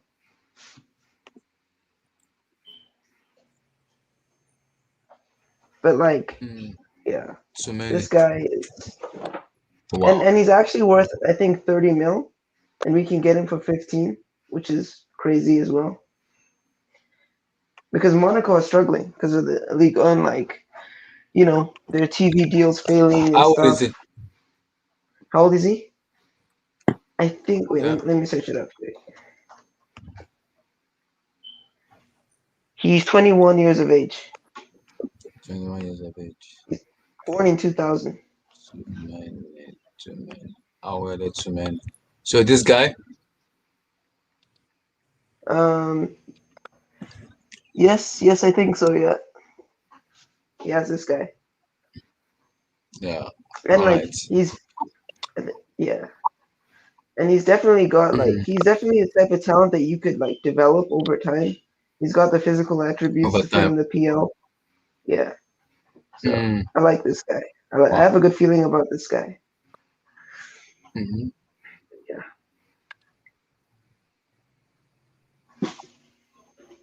Any thoughts on Chimeni? Too many. It's a DM for Monaco, right? Yep, plays for Monaco. Yeah, we can get this kid for a steal. Like he's worth 30 mil, and we can get him for like 15 mil. All right. Because Monaco is struggling. Everybody want to speak on him? Or no? Okay. Yeah. I don't know. Yeah. I don't know much about him though. But he's like under the radar. Another CDM I can like suggest for you guys would be Brozovic. I know he's still like 28. Inter Milan. Yeah. Yeah. I don't think Chelsea will go for that kind of amount of money. Yeah, but he's too. Brozovic is correction. Isn't that guy old? Yeah, from It's 28 or something like that. Yeah, so like. I don't think we're linked to this guy, bro. It's 28. No, that was just. I'm saying, but it's. But does Chelsea really need a? I mean, do you guys really need a DM? Like urgent? Oh yes. Yeah, we need a DM. I don't think that's the main. I think you guys should go for a create more than a DM. We need a DM because ever since I keep saying it, ever since we missed John Obi Mikel, we don't have a proper DM. It's been lacking. It's been lacking very well, and we seriously need a DM because this kid right here, like he can spray like really good passes, like like Pogba style long balls. Mm-hmm. in Monaco. Like he can do that sort of, and he's a DM. That's what we need. We need a DM that can create, right? That as well. Mm-hmm. Who's tall, who's physical, who can tackle, young, cheap. This is like the perfect signing, bro. But yeah, Oh man, I just I don't mean, know because it's, the thing is, I don't. I don't know much about him. This. but Because we're the thing heavily is, linked to this guy. We're heavily linked to him. I think the thing is like, I just thing is like, I'm just saying, if I was Chelsea, I would go for a creative player because of you guys. I don't want it where you guys sign a DM and then it's another Jorginho. You guys, you know what I'm saying, like no. Yeah, because you guys have a lot Jorginho of is players who different. play the same way in the central back position. Jorginho may go back to Saying, but he Italy. plays DM. So I Not don't know. the It yeah. depends. But Chimeri, Because Jorginho he is plays not a DM. DM. Kante, Jorginho is not even a Jorginho is DM. he's not He's a, like always he's a played DM. That's his register. position. he's a He's a regista. Yeah, register. yeah. He's So just you're good saying at you making wanted short passes, like a Thiago kind of guy, but worse. so what do you want a destroyer No, we want a proper like sitting type? Is DM. that what A sitting We DM. want a sitting DM who can actually spread long balls. We need that as well. Who's physical. So basically, someone who can a destroyer, but who can stay put. Mm-hmm. That sort of profile. so That's like all we need. And like, so like so like Rodri from City, pretty much. Yeah. Mm-hmm. yeah, something like that, more or less. Like Fernandinho. Like Fernandinho. Mm-hmm. Somebody says Zakaria. Zachary. Oh yeah, he's a good shout too. I think we were linked with him as well. Borussia I Mönchengladbach. think that guy is good. He's good as well. But like if we're looking for a Good. cheap option, Chimeni is probably the best way to go. That's not bad. But I like Zakaria, bro. Zakaria is good. Interest is sort of cool. I don't, I I, think Fair enough. so. Like if we could list, I would So I want say to touch more. Declan I want to Rice, touch more Chimeni. about them. I'm hearing the news about Tammy Abraham going to West Ham United. So let me come to somewhere now. Abraham leaving. Is it gonna be a regret if we lose Abraham to West Ham United, or we're gonna be like, we're gonna be that striker who can come in and just do the job better than Abraham? Your take on Abraham I'd be leaving? like, but like we can't be too selfish, right? Because like right now, it's not looking good for Abraham. It's not looking for Abraham. It's not looking good for him. Like as in his position at the club. So that's under threat. So I think logically for the club and for the player, it is better if we just, part ways. He's got 2 years left on his deal, so we can get a good amount of money for him. And, part ways, get us a good striker that we know would suit us for now, and move on.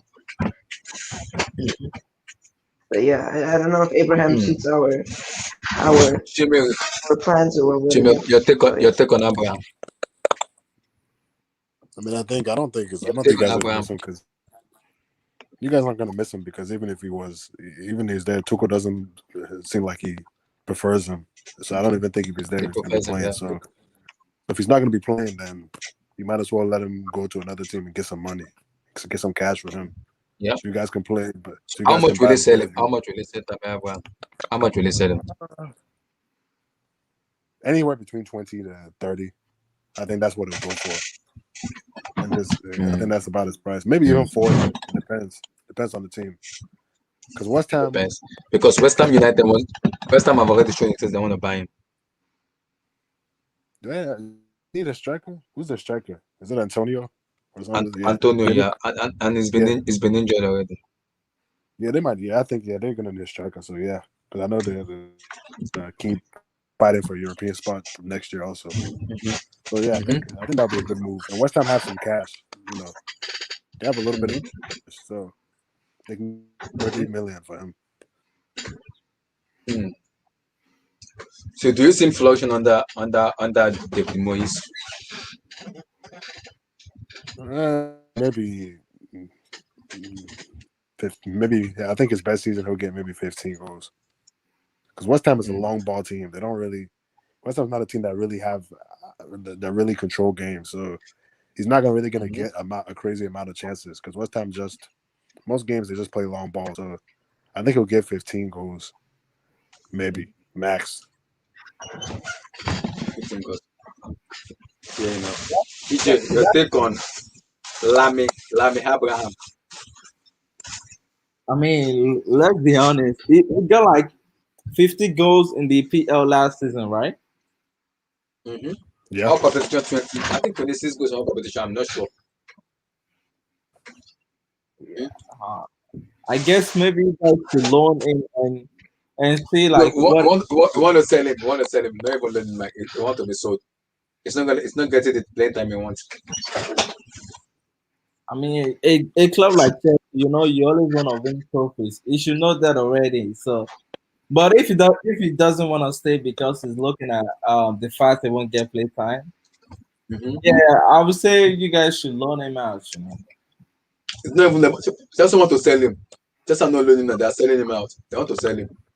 or who's gonna buy him that? West Ham United. People want Abraham. Like, there's interest around want him. Abraham. People want Abraham. I mean, it's a all round, and I think he's a good footballer, but like not just a striker. He's actually a good footballer. He can like he can play. He can play ball. But if you guys want to sell him, yeah, it can help to fund Ireland if you guys want to buy him too. Mhm. So I don't watch a lot of like Tammy Abraham for Chelsea. Like when I watch you guys, he isn't the striker for most of the time. So Mm-hmm. I don't have what to say about him. So yeah. Yeah, you know. And also, I want to talk much about the strike. I've been hearing some names about the striking position. I'm hearing Lautaro Martinez. I'm hearing Haaland. And I'm hearing Lukaku. I don't even know which one we should believe. Now But let's touch Lautaro's a on bad Haaland. fit. Lautaro's a bad fit It's a bad fit. because he never played without a strike partner. He's always played with another strike partner. He's always played as a supporting striker. It's gonna be the same issue with Warner because look at Warner.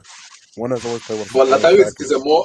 is a very good dribbler than Timo Werner. Yeah, he's a good player, but that's what I'm saying. But like, look at Griezmann at Barcelona. Griezmann, supporting striker, and he's struggling. So look at the player's profile because he's always played with. Martinez always played with a supporting striker. Chelsea doesn't play that style, so it's going to be hard for him. What I would do if I was Chelsea. What I would do. This is what I would do. I would sign another creative player in this summer, and then I will go for. If it was me, I will go for Aguero because he's going to be free. Now, Aguero is an injury prone player. Chelsea don't want to take that risk, and it's demanding 250 again. That's the problem. It's demanding 250. Because Actually, if you get go ahead. Because if you get these guys like the thing with getting these guys like Lukaku, getting these expensive guys is what up. You know what I'm saying? That's the thing. I think the first thing you have to address is okay. Because the main issue with Chelsea is they have to get somebody who's gonna create because the players you bought to create chances aren't doing their job. Like Havertz and Ziyech. So you have to first address that. Talk about a striker. Because strikers can only score if you get service. Because if Haaland doesn't get service, he won't score anything. Because you saw that against City, he didn't do much because he got service in that game. So you have to address the service first, then you get a striker. But you can't buy a striker without addressing the lack of service. Yeah. I don't think the problem is for lack service. We're creating chances, but I think the problem is the players are not really clinical. The strikers are not really clinical enough for those chances to come into the net because look at so many chances we created, but they are breaking that chances. They are breaking it. Yeah, They are that's breaking true. those chances. Because the strikers, because Chelsea don't. I mean, Jude. I mean, Jude was a good striker at Arsenal, but I mean, he's 35, 34. He's not in his peak. And Warner always missed chances even at Leipzig. Just that they created so many. He created a lot, So he scored a lot. Yeah. And who else? Tammy Abraham, I don't. So I mean, yeah. But I think you need both. I'll get a creative player and a striker. I'll go for both. I'll Because go in for the summer, both. Chelsea wants to get a centre back, a DM, and a striker. That's what we want to get in the summer. Just three players. That's it. But I wouldn't go Jermaine, for I would Lautaro. argue that Mhm. our biggest issue isn't necessarily creating. Our biggest issue is finishing. That's our biggest issue. We create chances. We do. But how Like many our how many do XG you is not really bad. I'm gonna say how many do you really create per I game? mean, look at Like that West I'm Brom not game as an example. Look at that West Brom game as an example. As a team, we won like every single statistic needed to win. Um, expected goals, we won that statistic, man. There were a lot of chances that we didn't put away. You know, we need a player that has a mentality and the finesse just put those goals in. That's all we need right now. And as for a creative player, like it's not really. I mean, it's not really the biggest problem, man. We need a finisher. So I don't know. Yeah, we need the finisher. It's right. We badly need the finisher. Yeah, and any Chelsea fan will agree with this. Like we need a finisher. So the finisher, yeah, of course. Yeah. that comes with with Alan now. So what does Alan? Because based on the report the report says Chelsea are already working on their relationship with Mino Raiola, that to smoothen their relationship, so they'll be able to have a chance of getting Haaland. Because they know we have a bad relationship, especially Granaskia with Mino Raiola, but it's been threatening recently because the board are kind of saying we're not starting our relationship to get Haaland. So do you see us a chance of us getting Haaland if we finish top four somewhere? First of all, Abdullah, oh, yeah, Go. go ahead. no, Go ahead. no, what I was gonna say is, I think if Dortmund doesn't get top four, it will be the one to add in his own transfer request. First of all, Wow. It's looking likely that they don't get top four. It's kind of crazy, but yeah. But anyway, I think Chelsea repairing its relationship with Raiola is contingent on us promising him like just giving him the money he needs, right? Giving him the money that he demands. Raiola, money speaks to Raiola, nothing more than money speaks to Raiola. So if you can, the agent fees he wants, just give it to him. You know, his clients, satisfy his clients, and Raiola is a happy man. That's all we need to do. Raiola isn't that emotional. Not Raiola just wants his money. You give him his money, he'll be good friends with you. But as for that, yeah, that's what we should do. Pay him the agent fees, give his clients a good wage, good signing bonus. You know, just yeah. Mhm.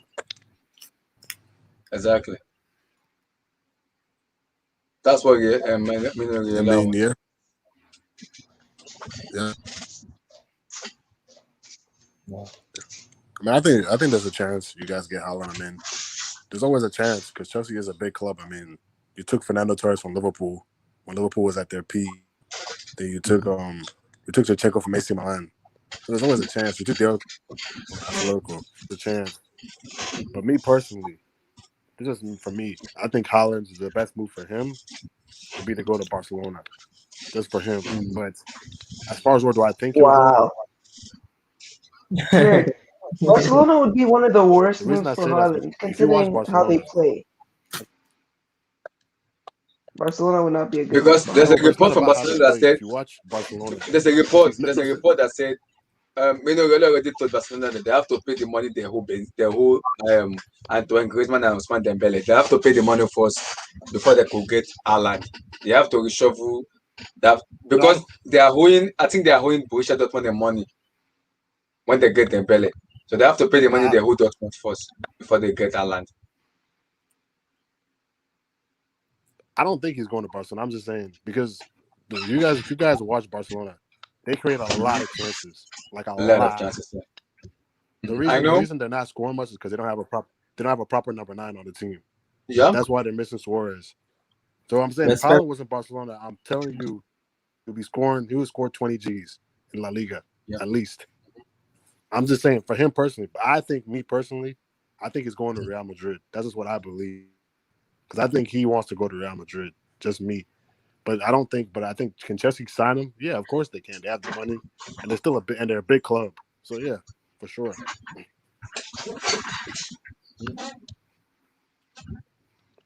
And EJ, what do you think, Exactly. man?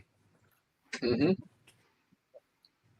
Wait, Exactly, dude. DJ, you're Samuel was optimistic. It was like anyone can sign him, but yeah, I mean, you said Chelsea can sign him, but you have to know like there isn't a lot of quality strikers in the world right now. Like how many quality strikers? The one right now is like old, and the only one we have is like Haaland. All other people are old, like Lewandowski, Benzema, Aguero is injury prone right now. So I think you're saying yes, Chelsea can get him, but you have to look at every other people who is fighting for him, even Manchester United. Yeah. So it's gonna be tough to see who it's gonna be. But why I think it's gonna sign for Real Madrid is because, according to rumors, it's rumors, it's not really true. They were like, for him to come to Real Madrid, Oh, to like, somebody sent a super chat. It said, according to Bleacher Report. I don't trust Bleacher Report, man. Those people are just BS for me.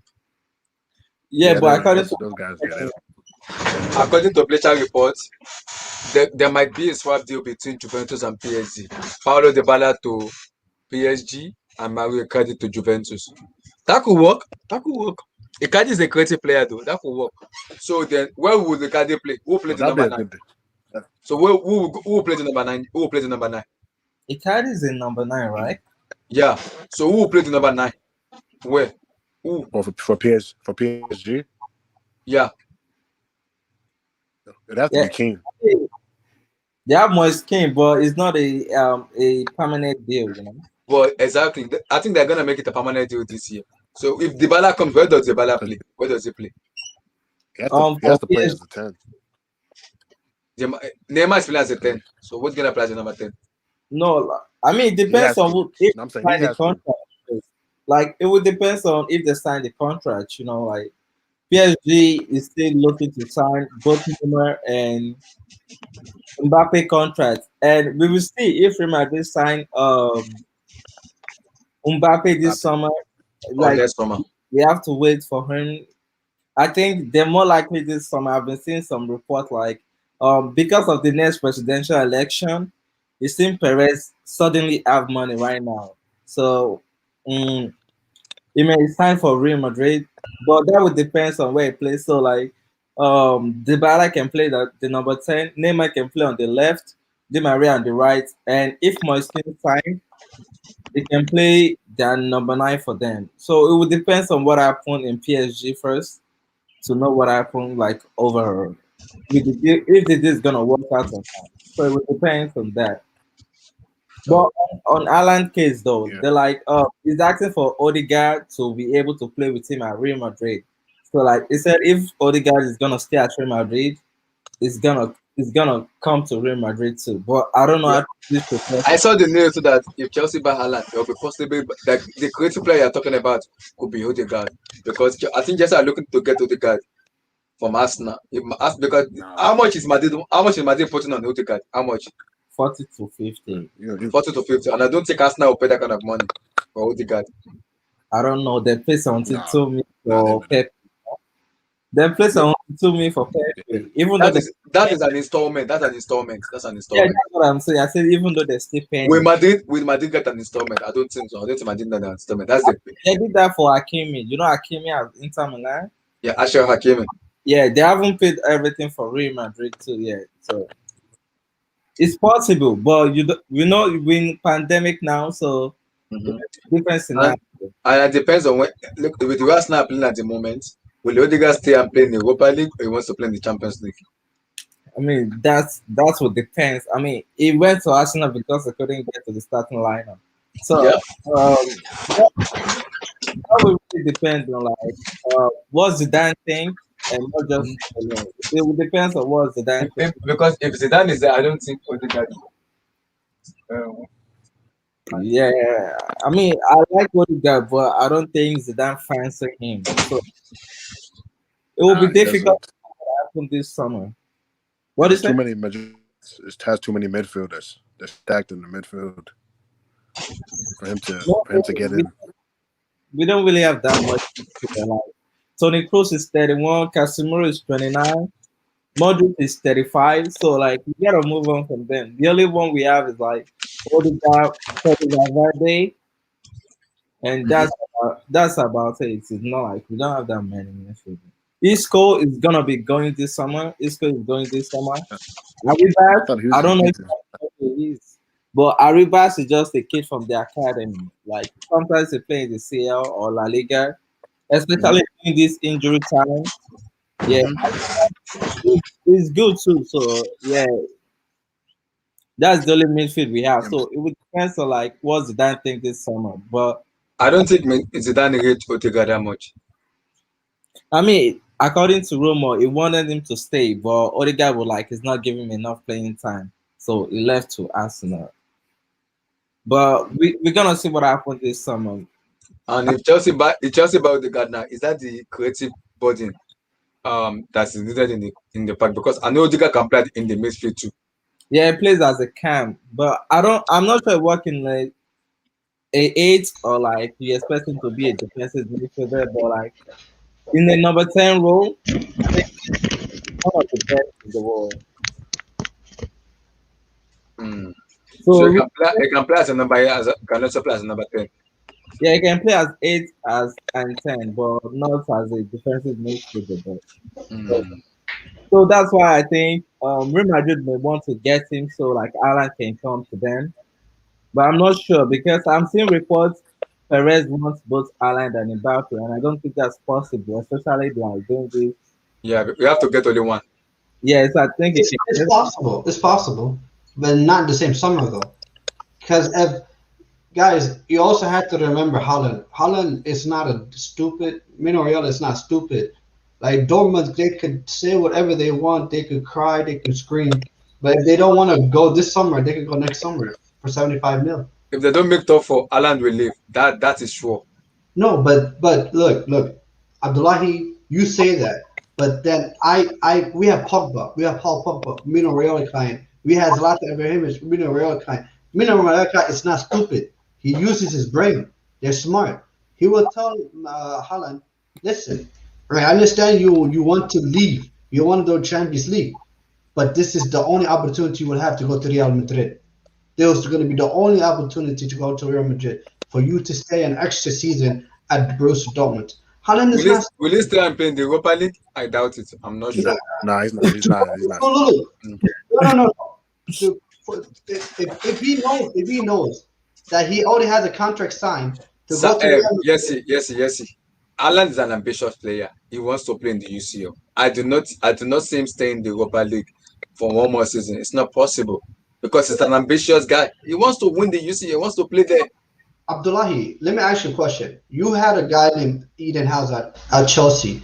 He stayed at Chelsea an extra year to play in the Europa League. He's an ambitious player. Chelsea is there's a difference. Chelsea is a title winning team. Chelsea won the league under Hazard. Tell me what has Haaland won under Borussia Dortmund?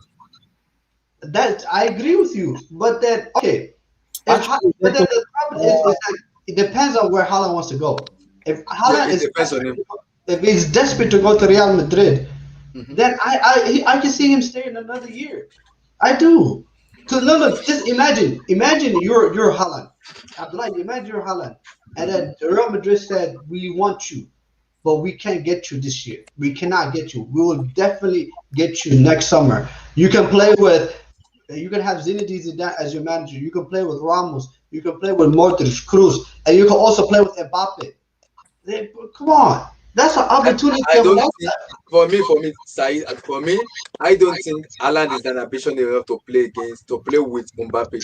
You want to play against Mbappe, the rivalry, not with Mbappe. That's why I said yes, Madrid has a chance, but you can't just write off the Premier League team yet. The Premier League team should have a chance also too. So, but we have to wait and see. I think he does. Yeah, I mean they do, but it depends on the team. Because like there's a lot of scenarios that can happen.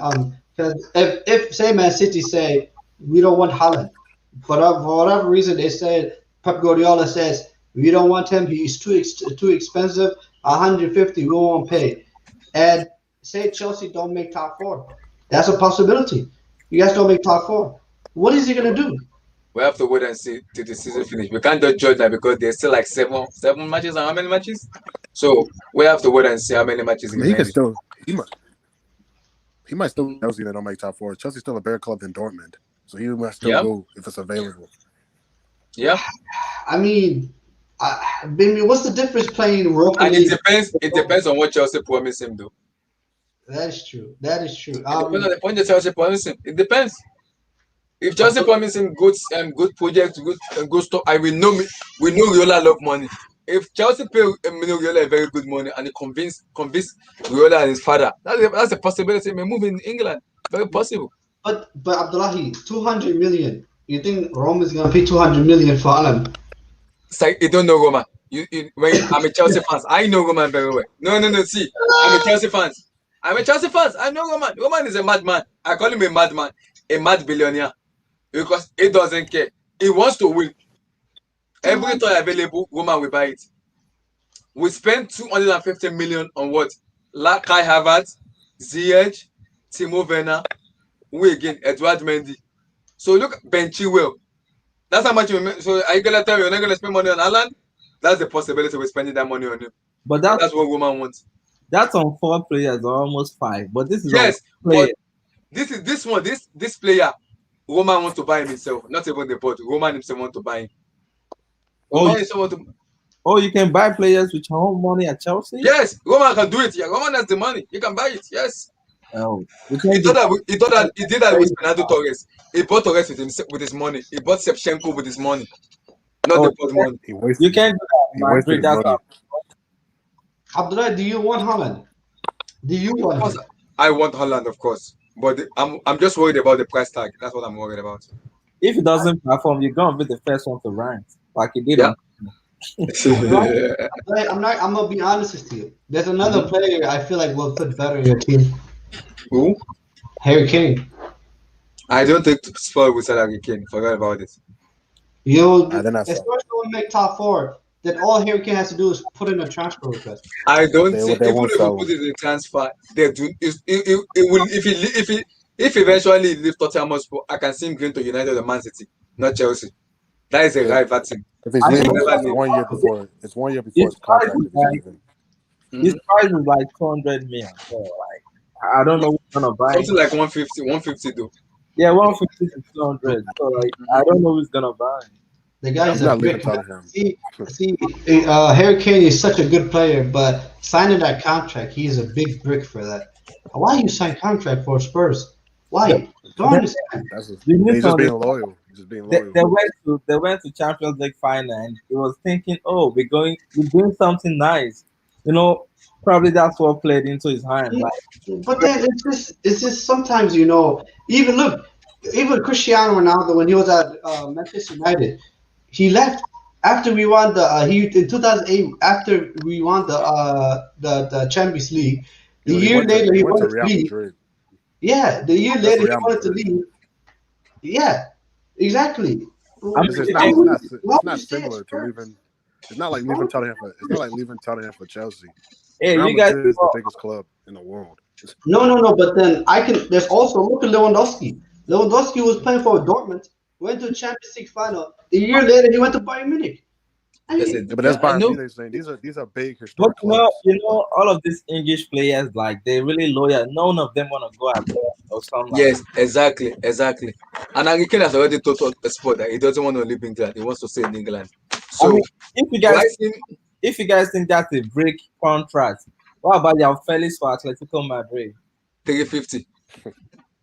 Why That's did he go to Atletico? like for 7 years. Atletico was a terrible move for him. No, but then you guys also need to learn. It's not his fault. It's not Felix's fault. Felix, the problem with Felix is his agent. Felix has a stupid agent. That's why you got to think about who your agent is. The agent wanted money, and they I'm pretty sure Atletico Madrid paid the agent like at least I think like 10, 20 million just to make that deal. No, man, I think that's a horrible agent right there. Was it 6-year contract, Abdullahi? 7 years. 7 years? Unbelievable. It's an Ariza Balaga X. Don't worry, Ariza Balaga X. So No, he's in that prison. pretty agent much. is terrible, man. What kind of So agent? guys, like this, like and subscribe, guys. Like and subscribe to the channel. Like and subscribe, guys. Continue, that's just how you continue. Actually, Subscribe count now? Where are you? his agent is also Cristiano Ronaldo agent. You know. Oh, Oh, is it what's Mendes? his Yes. Mendes. Same as Mourinho? Yep. Yes. Oh wow, Mendes, damn. But that's to be honest, that is very smart business by Atletico Madrid. Because Atletico Madrid, they said, okay, we need to a replacement for Griezmann. They got Felix, and they signed up for a 7-year contract. Now they're gonna get very good money for him, no matter what. If he wants to leave now, if he wants to leave 2 years later, they'll get their money back. That is actually smart business by Atletico Madrid. But damn, man, as a footballer, that's the thing. That's the thing I don't understand about football. So, Said, it's been confirmed today by Thomas Tuchel in the press conference that we'll go for a striker in the summer. Who? We'll go for a striker in the summer. And Haaland already been mentioned already in the name. Abdullahi, I can tell you this. There might be one striker that you guys might sell, and I don't think no one's talking about. It's Tammy Abraham. We'd already sent Abraham to he's going to West Ham Abdullahi, United. think about think about this. A striker that played under Thomas Tuchel and PSG that might leave this summer. Icardi. I don't want him. Get out of here. But think about it. Icardi would be cheap. I don't care. I don't care if He's cheap. better than Warner. He's better than Warner. I don't care if it's cheap. I don't want Mario Icardi, please. But then does Tuchel want him? See, that's the thing. If it's Tuchel, there are three alternative if we don't get Haaland. Lautaro Martinez, Romelu Lukaku. For me, that's two. And I think Sergio Kun Aguero is the last one. That's if you don't get Haaland.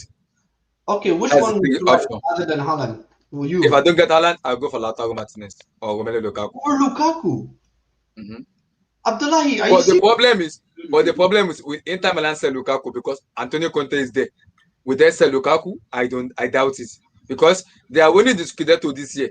And based on the news I'm hearing, Lukaku wants to sign another 5 years deal with Inter Milan. The same thing with Lautaro. They want to sign a 5 years deal. There's a situation with Lukaku because when Manchester United sold Lukaku to Inter, we still haven't got the full payments for Lukaku. Yes, so they might be in financial trouble.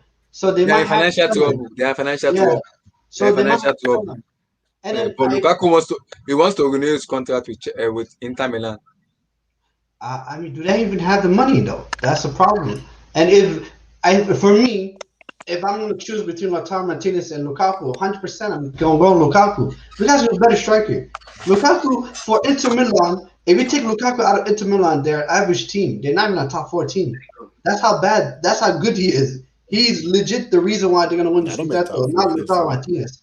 Lautaro Martinez is like a side chick. He's like Griezmann. He's a guy you play like he's basically a better version of Werner. But you can't know it's better than Werner. It's better than Stop. It's better than Werner. Lautaro Martinez is better than But then he needs another striker to play well. He can't play by himself. With the way we play, Lautaro Martinez has movement. He can move he has movement very, very well. And he's a very good dribbler of the ball. So he's very good than Timo Werner. He's not a natural striker. He's not a natural striker. He plays better as a strike partnership. He plays better playing off Lukaku because Lukaku literally creates all the goals Lautaro Martinez scored. He comes from Lukaku. Lukaku gets the ball. He holds the play. He crosses the ball to Martinez. Martinez scores. That's how Inter Milan play. So Lautaro Martinez is not one of those players that create their own goals. For me, Chelsea needs a guy that can create his own goals. You guys need a true number 9. Inter have the money. They are the owners from China. Yeah, I know. They have the money. I don't know, Abdullahi. What about Aguero? I don't want Aguero because injury prone and also the money is demanded from Chelsea, 250 million. I don't like it because N'Golo Kante is the highest paid player in Chelsea. Will Chelsea break that bank to go for Aguero? I don't feel good with that. I don't feel good. Interesting. I don't feel good. N'Golo Kante is the highest paid player. It's collecting 270 million. Is it 270 or 250? So you're gonna tell me Aguero is demanding 250 million. How many years is he gonna sign? 2 years. They're gonna give someone of 2 years a 250 million wages. I don't like that. That doesn't go well for me. No. Do me a favor. Can you pull up your fixtures list? What's Chelsea upcoming fixtures? We have Crystal Palace, Let me see. Let me pull it up. Because there's a man, that tape was not looking good for you, man. Big games, So, big games yeah, this weekend. West I'm not Ham. worried. I'm not worried. I'm not I'm worried. Abdullahi, look at you. I'm like, look, I'm not worried. I'm not. I'm confident. I am. I think I'm the most confident Chelsea fan here, though. Abdullahi, I'm you confident. never know. Look, West Ham, See, bro. West we Ham have. got a guy named I know we have Jesse West Ham play Lingard. Leicester City.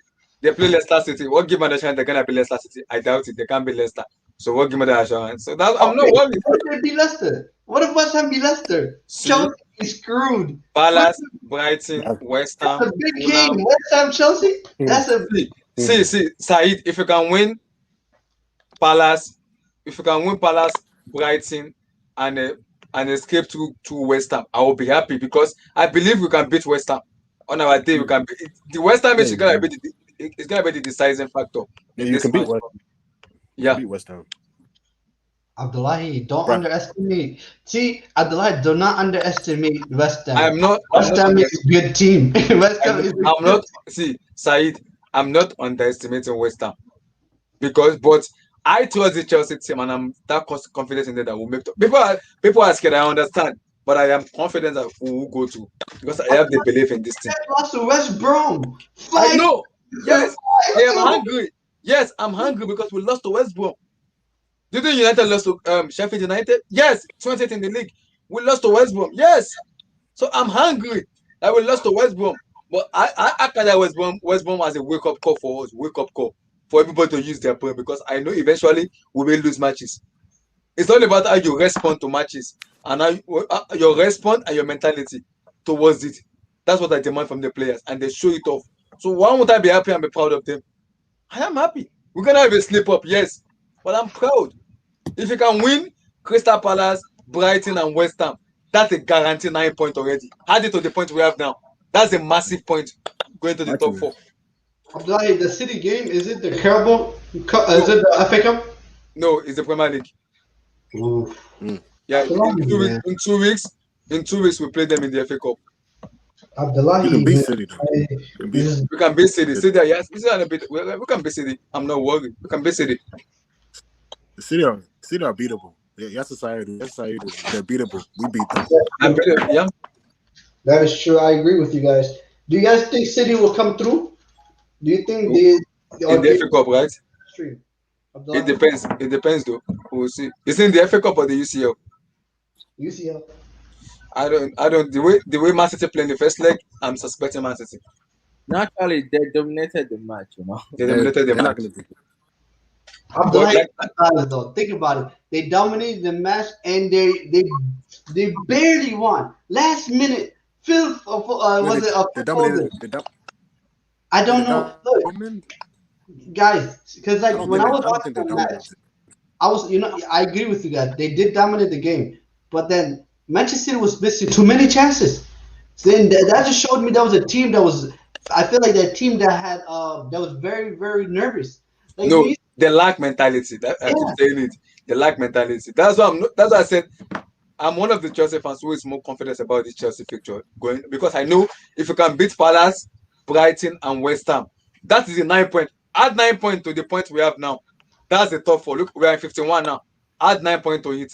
That's how much 60 something points. So the match, I understand the May fixture. I understand the May fixture, but we can skip to it. We can easily skip to it. So I'm not worried that much. Before we play Man City, if we can be like 7 points ahead of either fifth or sixth, I'll be much assured and confident that yes, top four is secured. If like 4 points, I want us to extend the gap enough to give us more confidence going forward. Abdullahi, I'm gonna tell you this. You guys will beat Palace. You guys will draw against Brighton, and you guys will draw against West Ham. We will see. I'm not sure. We'll That's see. what I think. I think you will get 5 points out of. I don't think so. It's all about mentality. Like I keep telling you, it's all about mentality. Every match you play now is like a final. We have to win it. Yeah, you all are stealing all of this from Zidane, huh? Why is it fine? Exactly. We Yeah, have to win it. But just win the Champions League. You don't have to worry about top if you win the Champions League. win the Champions League. Yeah, Would it, they just, all they I gotta do don't is know. win the Champions League. They don't have to worry about top four. It's possible, you know that. Like there's a possible. Chelsea just have to beat what they have to beat Porto. They gotta make sure they keep this keep the aggregate 2-0 against Porto in the second leg. Then they have to beat Real Madrid over 2 legs. So it's possible. Real Madrid or Liverpool? It's gonna be a very good game though. And Real Madrid and Chelsea is gonna be a very good fight. It could go either way, 50-50. Yeah. Yeah, what is? I'm worried. Yeah, that's I'm worried for their midfield because Georgina and Kovacic. I don't think they can handle the big game. That's what.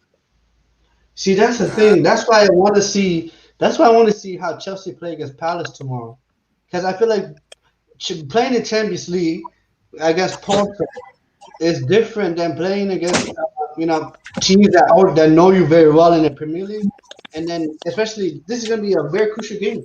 This is a must-win game for Chelsea. If Chelsea does not get I know. It's a very crucial game for Chelsea. Like I said, I am more confident in this team. Like the mentality of the team left to show up. I know I've been saying it. Yes, Tuchel may make some serious mistake and Dorman's mistake. I still trust him as a manager to take us through this talk. I'm not worried as a fan because I am confident with this picture we have now. If we can seriously put a gap in between us to the 5th and 6th, I will be so much happy because that will guarantee us automatic top 4. I don't want us to reach the last end of the season and be struggling to get top 4. I don't like that thing. And you can't sleep on West Ham. They don't exactly.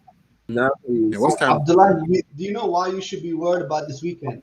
It's because everything favors Chelsea. Look, Tottenham is playing against Man United. West Ham is playing against Leicester. Who else? Liverpool. Let me tell you something now. Leicester City is playing with West Ham. Leicester City can beat West Ham. That I'm sure of. And United Sport is a draw for me. That could be good. It could go either way for me. I think this Tottenham match against Man United could be good for you guys too. If Manchester United get a win, then you don't have to worry about Tottenham and just West Ham now. So just West Ham, yes. Because West Ham play before United. West Ham play before United. Yeah. So if Leicester City won, we don't need to worry anymore. We're safe. That's the thing. Everything favors you guys. When everything favors us. That's the thing. Like I'm very crude. I'm very worried when things favor you. You never. Chelsea is like if Chelsea beat Palace. Oh man, Chelsea are driving seat top 4.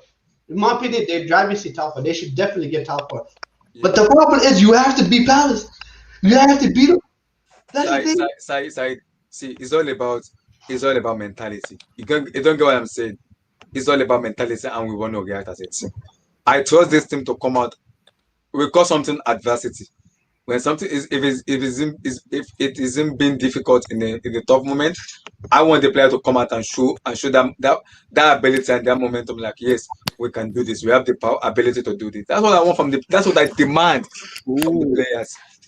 Abdullahi, I think the players are gonna let you down, man. I have a feeling they're gonna let you down, Abdullahi. See, the West Brom matches is a wake-up call for me. It's a wake-up call, in which I understand.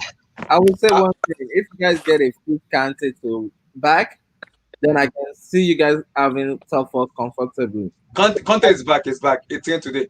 It's back already. Oh, what do you mean? I don't believe you guys that much. Yeah, he's gonna play against Porto. Yeah. Damn. He will play against Porto because he's back. He played on Tuesday, on Wednesday. He came in the second half, so he's fully fit to play now. So because Thomas Tuchel said he has a fully fit squad, nobody is injured. No one is injured. He has a fully fit squad. How crucial is top 4 for you guys? Very, very crucial to get players. Very, very crucial. Very important. Even if you want to get Haaland, top 4 is very important. Very, very important. What would be your reaction if you guys don't get top 4? I'll be hungry because we will miss out on the players we need to get, but I won't be that much angry. I won't be that much because the board screwed everything up when they sacked Lampard very late, which fucked up everything. That's true. When do you think Lampard should have got sacked? Against Arsenal. Yes, I agree. After That after should be the Oscar, that day should have been the day they sack him out, get him out of the job. That's it. I Easy. agree. I I Game mean, agree. over. he has the legendary what should I call it? EJ. I understand the legendary stuff, but when it's become legendary, when you're doing bullshit, you need to get booted out of the club. I don't care about you being the legend. It's You not can't that do- it's kind of difficult than you think. You think it's gonna be easy to get like a pillow out of the Why get did okay, why did Abramovich step in? It was Abramovich that sacked Lampard. It wasn't the board. Do you know it wasn't the board? It was Roman that sacked him. It was not the board. Roman have never, ever since he's become the owner of Chelsea, testify into Chelsea transfer or Chelsea sacking of a manager. He never talked. That was the very first time Roman stepped in and talked about Frank Lampard. He's the one that sacked Lampard. There wasn't even the board. No, I Just- understand that. I'm just saying like to sack a ex player in a team It's is always difficult. hard because they have connection with the fans, and because of what this guy I giving you guys before, you guys are like, oh, should we or should we not? Will it change Yes. or That something? was the problem. Should we or should we not? Like That this. was what causes it eventually. But with Liverpool getting that, I mean, not really. It's Arsenal they played, but they're looking good in the PL.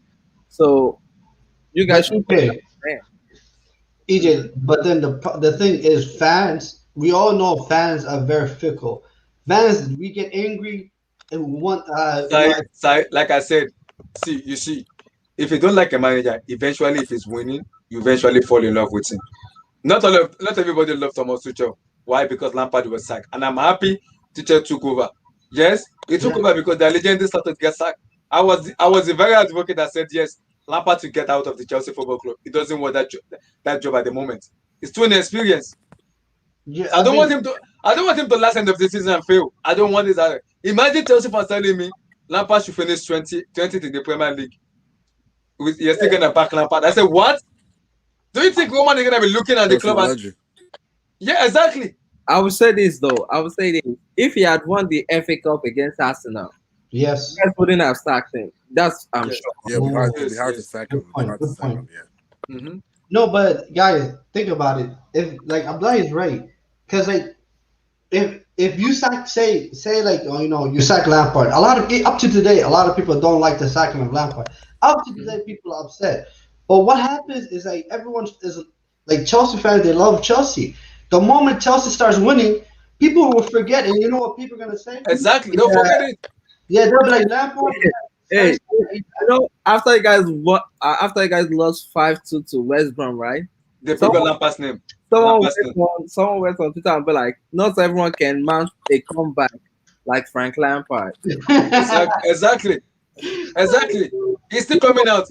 I love what Chelsea did. It's called ruthless. Roman doesn't care about you. All I care about is all about success. He wants to succeed. I love what Roman is doing as a manager of Chelsea. It makes me so happy.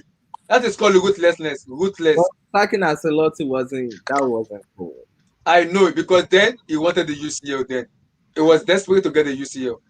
It was desperate then to get the UCL. So I can understand that the reason he does that. I understand the reason he does that. It was desperate enough to get the UCL. Winning a double. Like, guys, the thing is especially in this sport, and to be honest, like we are very as fans we're very sentimental, we're very emotional, but clubs need But to Saeed, let me ask you this. You remember very well when Pep Guardiola took over Man City. Not all of them like Pep Guardiola. The English fans didn't even like him. Yes. You know why? He's been in love now. You know why they love him now? Because he's winning. Yeah. He's winning. And he has won over the fans and over English pundits. That is what Tuchel will do over the fans. Eventually, they will forget. They'll let it go because he's winning. Wait, it's because especially at the top level, if you're a top team, you have to be ruthless. You must be ruthless. Because at the end, if you're not ruthless, then you just become like a team that used to be. Used to be good team. Used to be great team. Go for it. Like AC Milan or something like that. Like you can't have Arsenal. You have to be ruthless. Yeah. I just wanted to say something. You guys think Arsene Wenger and Alex Ferguson will have stayed that long in the club right now? Like if we're talking right now, with the fans always asking for sack, and everyone just wants quick success. What I what would, I would, I would, tell, I would tell you the difference between Arsenal and Chelsea. Roman is the owner of Chelsea Football Club, and Roman has ambition to win trophies for Chelsea. Arsenal ambition is top four, and you can't expect an ambition of top four to win you a trophy. It doesn't go that way. It will always fail. Roman wants to win. Everybody knows. When Roman said he wants to win, when he said he wants to spend on the club, he will spend and win you trophies. So we need, as a fans, we need to understand this. Chelsea is a structure that has been built for more than 25 years. It's been built for more than 15, 20 years. It's been there. So it's a structure in which everybody knows. Everybody knows the structure. So I, as a fan, know the structure. So why are people failing to understand the structure of Chelsea Football Club? Why? Yeah, They don't want to hear the truth. EJ, you that's a very good question because and then because the thing is like I will argue that managers like Wenger, managers or Sir Alex Ferguson, what made them great was because they used to adapt. See, a lot of times people make fun of Wenger like with this like 10 to 15 years where he hasn't competed for a title. That has a lot to do with Abdullahi said the ambition of the owner. Roman Abramovich wants to win titles, wants to win Champions League. Roman Abramovich will spend his money. But you know what Roman said? You know what Roman said? Roman said, I want to take Chelsea back to the pinnacle of Europe. Yes. I want them to be the most feared team in world football. He has brain. He has intelligence. He wants to spend money. He said, I want Chelsea to be competing with the like of Real Madrid, Barcelona, Paris Saint-Germain, and Bayern Munich. Even Man City. He wants to win. I was surprised the year after you guys won the Champions League. You guys won Europa League the next year, and I was thinking, yes, like exactly. Wow. People doesn't understand Roman. And Roman wants to win. He wants to win. That man is I call him a crazy billionaire. That's why I call him. He's a madman. I love that. They didn't say he doesn't need Chelsea in order for him to have money. He said it. He said, I don't need Chelsea to. If I want to buy a player now, I don't even need Chelsea to go. He said, I have my money to buy the player I want. Yeah, so like it all guys, are you doing owner. I agree with Abdullah. It all depends. Brother, we thank God. We thank God. Today is Friday. Yeah, we're discussing the transfer. We're talking about Roman, the ambition and everything. Yeah. So people need to understand the Roman. Roman wants to win, man. Straight up. Straight up, it's a money-making business. It's all about winning, victories, getting that. He's a crazy billionaire. Billionaire. Getting that chip. Yeah. If you guys win the Europa League, we'd only get a new contract. It's gonna get a new contract regardless. Regardless. The problem with Man United, it's the same. People need to understand one thing: Man United and Arsenal are the same exact club. The only difference is Manchester United are second, and we have a head start than Arsenal. Yeah. Both clubs, they don't want to sack the manager because this manager, regardless how good the manager is, the managers we have now, they are the perfect manager for the owners. Yes.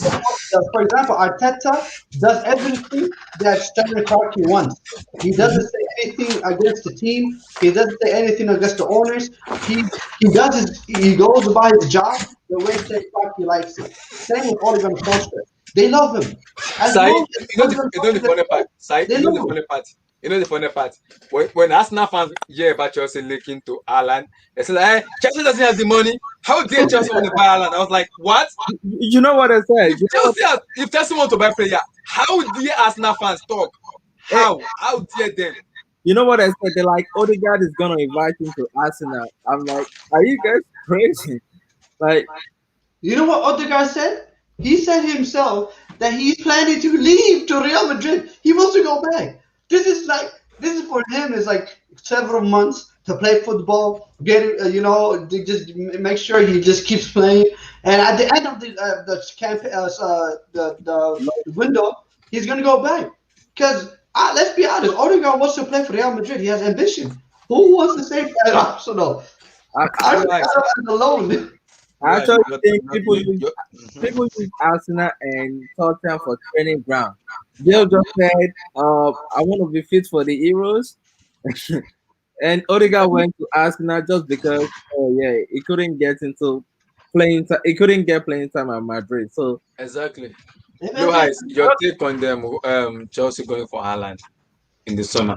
I'm not, like I said, I'm not excited. I'm not really gung ho or excited about that idea. I'm more concerned about building a very, very Because functional. based on what Tuchel said today, he said he's already said it already. Abraham is my number one player out of the team. He said it clearly today in the press conference. He said he already told Yeah, but what I'm saying is it's not about whether we get a striker or not. It's about whether we have a functioning midfield to that will serve as a support system for a striker. Right now we don't. We just have we have Kante and the rest. It's basically we have a bunch of cast members playing behind Kante. So until we solve that problem, which I know is probably in the pipeline come summertime, but for now, Haaland, we might bring Haaland and he will be too big or too small for the job because we don't have a midfield. We do not have a serving midfield for that kind of striker. A passer like Fabregas. Exactly. And if unless Haaland is going to come and make his own goals, like come in and take your goals, I remember Drogba when we had Lampard, we had Balak, we have Essien, we have Deco then. So some of the goals Drogba scored, some of them he made it himself. Exactly. Some of them he made those goals himself. I remember those clutch goals. Drogba will come to the midfield. He will get the ball. He will run at you. Boom, one shot. Boom, it's a goal. So some of the goals he make it himself. I understand even if Haaland come, some of the goals Haaland too will make it himself. But I think it depends on the chemistry of the players around him. It honestly depends. I think in my if we can work on maybe repairing, I hate using that word repairing, but if we can work on repairing the midfield, find a couple of key players to work with Kante and Mason Mount, because I don't trust the rest, to be honest with you. Yeah, because Tuchel said it today that he already spoken to the board already that towards May or June they'll look for the player they want to get. But all his concern is for Chelsea to be more clinical in front of goal. That is his job as a manager. He said it already today. My job is for Chelsea to be more efficient in the front line, for them to be more efficient and score more goals. But he said if it is warranted in the summer, we will go for a player. That we need a striker that will score goals, but he's not worried about the second position. All his job is for Chelsea to be more clinical in front of goal. That the chances will come in. That we have to know when to make those moves and when to score goals. He said it already. If you think about that Porto game, and if you think about Jorginho's pass to Mason Mount, was that really an assist, or was that an assist before an assist? Because I think it was Kovacic to Jorginho, then Jorginho to Mount. Yeah, but they'll give Jorginho the assist. But what I'm saying is that assist wasn't even a clean assist. If it not was for like Mason Mount's instance, Thank you. It was Mason Mount that made it an assist, because a lot of players would take that ball, kill it, and look for someone else to pass. But Mason Mount, another person will pass that ball. Another person will pass. Yeah, exactly. Another person will pass that ball. That's what I'm trying to say. An assist is when you put it on the run, you put it in that dead zone, that dangerous zone where any touch is a goal or a penalty. But Mason Mount was smart enough to flip on that ball really quick. So that's what I'm trying to say about these midfielders. Even the assists are not clinical. They're not real end products yet. And we need a midfield that can provide those kind of passes for people like Haaland when they come in. Because I'm hearing we will surely go for Declan Rice this summer, because I think Chelsea wants to sell Abraham. It's about time. Abraham and was Barkley. If it's about time. Aston Villa is going to if they're not going to buy Ross Barkley, we may sell them to West Ham. Declan Rice is exactly what we need. Exactly. Out of all the DMs in world football, Declan Rice is exactly what we need. He can play central defense. He can play as a CDM. And sometimes that guy can find himself in the box trying to score. He's got a shot on him. And he's tall. Yes, I'm not still sold on Declan Rice yet. It doesn't matter. Don't worry. It doesn't matter. You come to get used to him. I wasn't sold in the beginning, but he's and another thing is he's a seasoned EPL player, so you're not worried about transition. Come in and say he's going to transition for 3 months. No, he's going to come in and get the ball rolling. He's a big Chelsea fan. He desperately wants to come to Chelsea. There you go. There you go. Exactly. There you go. He's a big Chelsea fan. He desperately want to leave. Imagine if you have him paired with Kante, or you have him paired with Kessié. If we can get Kessié from AC Milan, and then you have Mason Mount floating in the front, man, that would be a badass. Now you're talking. Now you can bring Haaland, because you know the ball is going to always be in the front working. But right now, we're like somebody said, right now all we're doing is passing the ball backwards, man. Thanks to Kovacic. But let's not talk about that. But don't you guys need a more creative midfielder? That's what he's saying. That's what Bulais is saying. More creative midfielder. But I think the problem is we have too many midfielders that are. We do. Yeah, but the problem is I can understand because of most of their first season getting used to Thomas Tuchel's system and everything. I think that's the reason they've been a little bit skeptical. We have Ziyech can pass. He's a creative player. He can pass the ball. He's a creative player. So I think if you can understand the way Tuchel plays, I think it's gonna be one of our most important players, because he has that creativity in him. He has that creativity in him. He has that creativity in him. Tuchel said it. He said, I want to play Ziyech, but I already told all the team I'm playing it back for next year. So they have to get themselves into the team very well. I can understand. He said it. He said, I'm still getting used to the team. I don't know everybody at the moment. I'm getting used to them. Somebody's. Oh, where's that? Who's that? Sorry. Go ahead. Somebody. A midfielder that I like, but I know he doesn't fit Chelsea. But I like what he does is what's his name? This kid that plays next to Wilfred Ndidi. I really like the Dutch kid. Tielemans. Hi, Tielemans, man. Tielemans, yeah. Now that's a bad boy. That's what you see. What you? Hi, man. From Belgium. Oh, it's Belgium. Sorry, I thought it was Dutch. Yeah, that boy, man. That's a baller right there. And it took a while for him to actually marinate into that role. If you remember, Brendan Rodgers is a philosophy manager. He understands football, so he will work in the system. Yeah, he's a very good manager. He understands football. I don't think Tielemans will work for us, eh? No. It will work because of his Tuchel. Tuchel is like Pep Guardiola.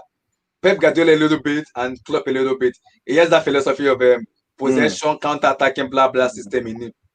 So it could work. It could work in the system. Yeah, Tielemans, man. And now and one thing I noticed with his game, he's actually added a little bit of defense. Yeah. Like he's dropping deep now. Once in a while, he will drop deep and help Ndidi. Yeah. You see, what he does is exactly what I need Kovacic to do. And they play the same position. Yeah. If you understand what I mean. I understand. Yes, I understand. But for me, I'm just kind of happy with the way the team is at the moment. There's some Deadwood that needs to go. I understand. For sure. Deadwood will go. I'm so confident about that. They will. For sure. No, the team. I'm personally, like you said, I'm very, very excited about the team. I like the fact that everybody's competing for first 11 now. Finally, there's a lot of competition in all the spots. I like the fact that Alonso is putting Ben Chilwell now on guard. I think Alonso is putting Ben Chilwell on guard. Ben Chilwell is scoring goals now. Can you imagine? What will make it more interesting is imagine we win the UCL. That will make it more interesting. That would be nice. That would definitely be. That himself will put a lot of things in because the last year FA Cup, he hurt those players like Reece James, Mason Mount, Tamiabu. He hurt them a lot. He hurt their soul. Imagine their first trophy in Chelsea as a young boy. It's UCL. Imagine. We just have to have that big. It comes down to the big hero. Exactly, big club mentality and being able to instill that in some of these young kids. Imagine if that happens, man. It's gonna go a long way for that Chelsea player. That will be so. We have a chance, but one game at a time. If we win this second leg, then we'll see how. We play this man here, this Mr. Man here, EG. We play his club. Oh yeah, Real Madrid, yeah, and we might play against Eden Hazard. Ah, my God, Hazier. One of the best footballers in the past 10 years, Eden Hazard. man. Eden Hazard. Oh, Eden I Hazard. don't Well, want to play McDaniels at EG. Is McDaniels are gonna play against us? I don't want that. I don't want McDaniels. Actually, he isn't playing El Clasico tomorrow. He's gonna return vs By Getafe. Wednesday against Arsenal. Hey, against Liverpool. Is he gonna play against Liverpool? No, he's not gonna play against Liverpool. Against Why? Getafe. Why? Why? His doctor told him he can only play against Getafe. He can't play yet. Wow. But he's already EJ, what's your take on Vinicius? Do you see him as long term, or do you see him as short term until you find somebody better? I really like that kid, though. actually I like it. You know, when people talk to me, like when he be missing chances and all of that, he gets sick for it, and like I'm telling them, I'm like, did we really buy Vinicius to be our first choice? To be in the starting 11. We really didn't buy him. We bought him just to be like a reserve player. Like we bought Hazard for that, but because he's so young and he's only 20, so Boy can play, man. people think, oh yeah, he's dribbling. It's just like he can't finish. That's the problem with Vinicius. But during this break, this international break, there was rumor Zidane is training with him, with players. Yeah. And I think, oh, maybe that's the result versus Liverpool. But it's only Trent. So, and you know, Trent is like. Trent is class. In terms of defending, Trent is not. It's only Trent. But I've seen that in me. I don't think there's any defender that could have done any better. But the second goal, I'm like, Vinicius doesn't shoot at first. He's gonna try to control it first, but all he did was do a first touch and it's back of the net. So yes. So what's his natural position? I was surprised. The second goal was surprised. Left wing. It was left wing. Right wing. So that's why he has problem with, like, sometimes Hazard gets back from injury and he's thrown into the first 11. Yes, he doesn't give confidence to a young boy. Like, I do all of this work anyways. What's the point? Hazard is gonna come back and he's gonna take the place. So like, and against Man City second leg, Zidane was like, "Yo, it was going to play Vinicius, but because Hazard is back from injury, he played Hazard." You can it's super talented from there.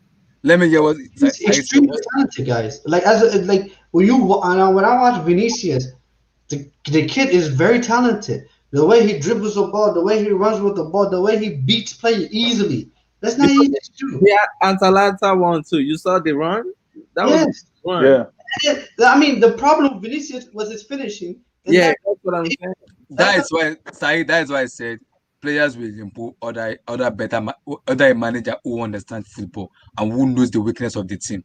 That's why I'm happy that we get Tuchel now. He's a manager. It's not even a manager, it's a coach who coaches the team to a level that, yes, we understand football. We understand what this man wants. We will go for this man. Not a manager who will tell you, let's do this, let's do that, let's cross, let's pass. No. Why is Man City successful? You know what I know? Because people think because Man City is successful because the kind of player they have. For me, no. It's because of Pep Guardiola, his philosophy, the Johan Cruyff system that is implementing. That is the reason that's successful. It's not about anything. It's about the system. Because if the system doesn't work, how do you succeed? And he has a player who can do it for him. So, but the thing is, if you guys, the thing that really surprised me, the thing that always impresses me with Zidane, and this is, and I'm speaking about Zidane personally. Yeah. Zidane is extremely. I saw your thread. That was an interesting thread. No one gives him credit. Yes, they don't. They don't, because the guy, he is extremely good. He's a very, very tactical manager. Extremely tactical. The way he set up his team to play against Liverpool was perfect. What he knew that Jurgen Klopp and Liverpool was going to focus on Benzema. What he did was that he told Benzema, I want you to continuously do what you do. Don't stay stationary in the middle. Move. And that because Benzema moved and he was popping up on the left, was popping on the right. It opened up for Vinicius. Yes, it opened up for Vinicius and Asensio. The two defenders. Yeah, that's true. That's true. The two defenders. They didn't know what to do. Yeah, you That's could true. see Vinicius sometimes in the middle and the left wing. Like the first goal was on the left wing. The second goal, he was What playing as a striker where Benzema will be in. But Yeah. Benzema. Yeah, but is it fair to say that if you cancel out Real Madrid in the midfield, that they can't do anything? Yes, you can win Obviously, them. Yes. we have so yes. many injuries this year. Why do you think we keep winning? Not because we have a good attack, but because No, because of the The midfield. midfield. they're just a pass. Toni Kroos can make a pass, and it's gonna Mhm. be a header. If you shut down that midfield, you can beat Madrid. If you shut that midfield down easily, you Mm. can beat them. Yeah. It's game over. And Casemiro have been coming clutch with his goals. You just see scoring goals right now. Because Like if you want to beat Madrid, if you want to beat Madrid, just shut down that midfield. Keep them Mm. quiet for the whole 90 minutes. Right. It's game over. But then, guys, you guys need to remember, Zinedine Zidane is very tactical. He's gonna set up how he plays differently. Like watch El Clasico. The way he's gonna set up against Barcelona is gonna be different the way he set up against Liverpool. Because Yes. they have them. In my opinion, I don't think he's gonna start Cruz and Modric. I think he's gonna play Valverde. He's Yeah, gonna it's play going Valverde with in four in midfield. the midfield. It's going with Mm. four in the midfield. And Yes. He we may probably, see Mas- he's gonna go for the midfield. Exactly. Yeah, he's So you'll probably see change. Marcelo playing as the left wing back this tomorrow. You may see him playing left wing back tomorrow, and Vasquez playing as the right wing back, and probably more Cruz and this guy Fede Valverde in the middle. I think he may want to rest Casemiro. That guy plays so much football. Like he's just Guys, think about it this way. Zinedine Zidane turned Lucas Vasquez into a right wing back. That's crazy. Like if you think about it, you're like Lucas Vasquez. Like this guy is in terms of defending, he's non-existent. He's one of the worst defenders. But one thing I would say is I don't know what caused this Vinicius revelation. Maybe because there's a rumor they want to sell him to PSG to get Mbappe, or just because all of a sudden it's good again. I don't know. that guy, I'll take that guy over where now any day. Ever since there was a rumor he's going to PSG, he's been Mm. playing good. He came clutch Out. against Real Sociedad. Yeah. And he has doing the Atalanta game. You guys see what he did against them. He has an assist against Elba, so like he's making contribution. Like at least 4 games now, he has made contribution. So and it's Yeah. showing up. It's showing up. So it's showing. Coming up clutch. So I don't know if it's because he has gained his confidence back or because there was a rumor he's going I'll to. take that guy over Timo Werner any day, man. Somebody But wants my prediction for a Clasico. Okay, let me do this. Real, Just man. SBB. That game is Real. Real at least 2-0 minimum. We're playing home. That's why I'm confident. It's not because I Yeah. know we're gonna win. Because 2-0. SBB. I'm gonna go for 2. I'm gonna go for guys, no Varane Ramos. yeah.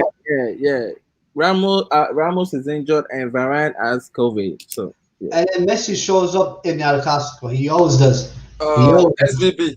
Just because we want to put it, I'm a little bit confused, but I'm gonna stick with my guns. I'll go 3-1 Madrid. Madrid is going to marry Madrid is going to marry Barcelona. I'm going 3-1 Madrid. 3-1 Madrid. they're good form. So like I won't say you guys can underestimate it. They're good form. I'm not underestimating Madrid, but I'm going 3-1.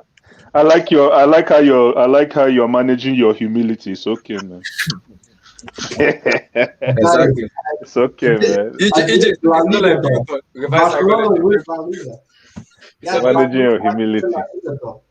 Actually, What? that would be crazy for Zidane's CV because no manager has won back-to-back La Liga That's true. since 2007. Yeah, That's true. No, I mean the guy, Zinedine Zidane. I don't know why he's so underrated. It I doesn't don't. make any sense to me. It doesn't make any sense to me. I think it's because he already came with the legendary status as a player, That is and what everybody. and they don't look at him as a seasoned, like schooled coach. They just figured that this thing was handed to him because of his legendary status. Bro, that is the reason of why everybody is going for a legendary manager.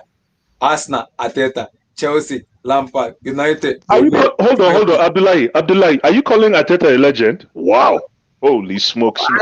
No, Arsenal fans- Arteta. Like what I'm Wow. saying is, why is Wow. everybody's going to Holy that? Because Let me just get this straight. Arteta is a legend for Everton. Oh Yes. my goodness. Yeah, blue eyes. I'm It's not even confused legend though. for Arsenal though. No, as the Arsenal fans, that's what they say. That's what they say. That Arteta is a legend. That's what they say. It was Wow. FA Cup. Wow. It was Sorry? FA Cup. It was What? Sorry, man. Sorry. If that's the case, this legendary status phrase is completely misused, man. Very If you tell much. me Very much. if you tell me Thierry Henry, then I'll say yes. That's if he comes to Arsenal as coach, yes, that's a legend. But come on, Arteta. I remember Arteta used to be on the bench at Everton, man. Yeah, Come on. It does. Bro, look. You will ask Arsenal fans, would you rather have Henry? Would you rather have Vieira as manager? They'll say no. But when they say, when they talk about Arteta, they say, no, he's a legend. No, Arteta is great.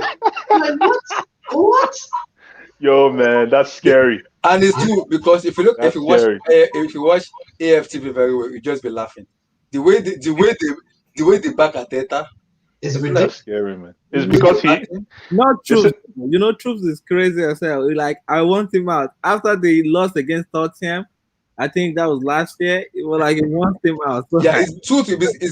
Truth has been very real though. It's been like truth has been like I don't trust Arteta to be the manager of Arsenal. They asked me, say why? He said because yes, he was assistant of Pep Guardiola, but he said, what does Arteta even want to bring him in? FA Cup. Yeah. What does he want? People go at Troop a lot, but Troop was very vocal. He said, what does he want for you to guarantee him as a trophy? Exactly. They asked Troop, who do you want? Troop said, I want Mas Allegri. That is a winner. That person will revitalize Arsenal, will make us a very better team. Is Allegri? Does he have a job now? No, he doesn't have a job. Not yet. Okay. They want Rafa Benitez in China, though. That's a good coach. That's a good coach, man. Very good coach. Very good coach. Very good coach. Rafa Benitez. That's a very shrewd coach. Arsenal offered him a job, but because Allegri told Arsenal what they want, but Arsenal said they're not going to give him, and said he's not taking up the job. Guys, let's be a bit honest. Let's be 100% honest. Like, if I don't understand Arsenal fans, they went against Arsene Wenger. For what? I know. For And what? look at Unai Emery in the Europa Cup today. I know, you're right. For what? I don't understand. You went against. You said you screamed. You want him out. You want him out. Okay, you guys get him out. But now Arteta, what loyalty do you have to him? Like you said, he's not even a legend of your club. I'm telling you, man. So what's your loyalty? I always tell Arsenal fans the beginning, the genesis of Arsenal's problem, in my humble opinion, is that they weren't able to replace Patrick Vieira. And that led to the destruction of that dynasty. They tried with Mo Diaby, but he was injury prone. Mo Diaby would have been the perfect fit. Yeah. And then they tried to remodel the whole system with Shea Fabregas. But Shea Fabregas had a different ambition. So that whole midfield crumbled. They couldn't get it right. They never could get it right after Patrick Vieira. Down they're saying Pate after Pate. And they lost Ashley Cole too. Well, oh my God, Cash, put a C there, Ashley Cole. Yeah. Ashley Cole. He came to the better side, man. You guys want to know the truth about that? When he crashed his vehicle, it was not about how much money Chelsea was going to offer him. It was about how much money Arsenal was going to offer him. Because Arsenal, I think he was trying to renew his contract. Arsenal lowballed him, and then he was like, "Are you kidding me? Are you going to offer me this much?" Then he said, "For real?" Chelsea. Oh, that's the real story. But so it wasn't Mourinho. It wasn't Mourinho doing his thing. No, it was Arsenal. Arsenal's cheap. That's why even Van Persie, when he was leaving, it was like lack of ambition. Arsenal had no ambition. They're cheap. They want a lot of their players under Wenger. They didn't buy. They bought them through the youth. Samir Nasri, Ashley Cole. That's true. That's those true. guys, Walcott, Wilshire. It's a lot of the That's true. academy players because they don't like to spend money. They don't. You want guys, to I was saying something when you come in. People were Yes. proper Chelsea fans were like when we lost to West Brom, they were coming out. If it was Lampard, would have got that match or win Are you that match. listening to those people? And I was like, all the whole, I was like, really? I did not say what. I was like, they hate it when they brought on Tuchel. When did they give Lampard chance? Somebody was like, if Chelsea finish 20th, we're still gonna support Chelsea to the relegation. Are you mad? You know what I Is thought? the Roman gonna No. allow you No. Chelsea to finish 20th? You know what? Abdullah, just not to cut you off, but you know what? I don't like talking about people when they are gone behind their back. But you know that whole Frank Lampard saga. You know what kind of silenced everything was when Roman published that letter. Why they let? That's it, blame me because Roman never He doesn't never does it. He Never doesn't does speak it. on manager. But Never. Roman came out and talked. That's when I know That's this it. man is the Okay. madman. This man is ruthless in my life. I have been supporting him since 2003. As This soon man as came out and yeah. said There's no path. There was no path to success. When you say something like that, you understand that like he wasn't sure if we were going to win the next game. exactly. He wasn't sure where we were going to get the Roman next never- victory. EJ, Roman never even talked about transfer. He doesn't talk about manager. It doesn't concern him. He wants The to only- win. But for I him have to talk give, but I about have Lampard, Amen. But because personally, the credit I give Frank Lampard is Mason Mount, Reece James, especially Mason Mount, man, and the kind of support. and Billy Gilmore too, and Bill Gilmore And too. Billy, but the kind of support and teaching he instilled in Mason Mount, because man, Mason Mount is What on Lampard track. was doing is what Lampard Sorry? was doing is, I think what Lampard was doing is he created his own downfall for himself by being stubborn and naive as a manager. I can understand you are inexperienced, but you coach under Ancelotti, under Jose. Better manager who can even give a class. Put me through into something, but you were like, I can't call them. I work with them. Yo, I don't have my own experience. You know what, Abdullah? After watching that FA Cup final, that's when I said, I begin look at Kurukere way. I'm like, that FA Cup final. I looked at it again. I'm like, So if Pulisic, even with Pulisic's injury, we still couldn't come up with a plan. With a plan. And the most annoying part about it is you have Cho. Even instead of him replacing with Cho, he brought in Pedro. And like, it's over. Actually, I think people thought it wasn't a bad loss because let's not forget Arsenal won against Manchester City. Yes, EJ, I was that hurt me. You know why? When immediately Pulisic get off, we have a like for replacement in Cho, who can play that wing. But you know who he brought on? Pedro. Yeah, where do they play FA Cup final again? What's the name of that field? Wembley. Yo, Wembley. Now we are the landlords at Wembley. So it's you understand, we're the landlords at Wembley. So when it comes to FA Cup final, I know it's not guaranteed, but normally it will go to penalties even if we lose. Mm-hmm. Even if we lose, at least, or it will go maybe 90-minute goal. But these guys beat us convincingly, man. The way Aubameyang crashed Zuma. Oh my God. Maybe that's why Tuchel won us. Sorry? I say maybe that's why Tuchel won Australia. Guys, the thing Zuma is not good. It's not even good in back three at all. It's not good. He has been under Lampard. It cost us so many games. When Lampard played the back, I was like, the only game defending like this. He was scoring headers though. He was scoring headers, but his awareness is poor. Yeah. His awareness as a defender is always like Abdullah and I were saying, Luzgard. Is he one of the Luzgard candidates? Abdullah, here's something I noticed, guys, about football. There's a lot of people, especially like that lives in England, that they're not football fans. They're fans of their local teams, or they live near Chelsea. So they just go there and they go to the home games. They drink, alcohol and everything. They enjoy themselves, and they're just there for the vibes. They don't care about the game. So Abdullah, the people you are arguing with, the people they can care less about football, winning or losing or titles. All they care about is Chelsea. Oh, Lampard. I understand you, but I've been supporting Chelsea before Roman came over under Claudio Ranieri. That is when I was in Likewise. Chelsea under Likewise. Claudio Ranieri. When Roman took Likewise. over, I was like, what structure does this man want to put? I was seeing Exactly. us buying Teco. Ballack, I was like, wait, what think they going for this club? No, I was surprised because when they came in, I was like, wait, Deco, Ballack, Mikel, Essien, Yeah. Drogba, Lampard. I was like, wait think they go on? Like exactly. That was the structure of Ashley Roman. Cole. Huh? Ashley Cole. That was the structure, and they brought him a winner who knows how to win. So look at those structure of 2003, 4, 5, 6, 7. Now 2021. Look at those structures, and you are telling me this owner doesn't have ambition to win is a lie. Yes, Chelsea hasn't won the Premier League for like since 2017. It doesn't mean we won't win the Premier League with a better manager. It doesn't mean that when Lampard took over, I said it from day one. Everybody could quote me down. It's gonna be a failure. This man will not last. People took over and say why. I said because the mistake Roman made was why do you give him the job first? Roman, this man is inexperienced. He took Derby County from 6 to 6. Why do you give him the job? Why? No, but you know what?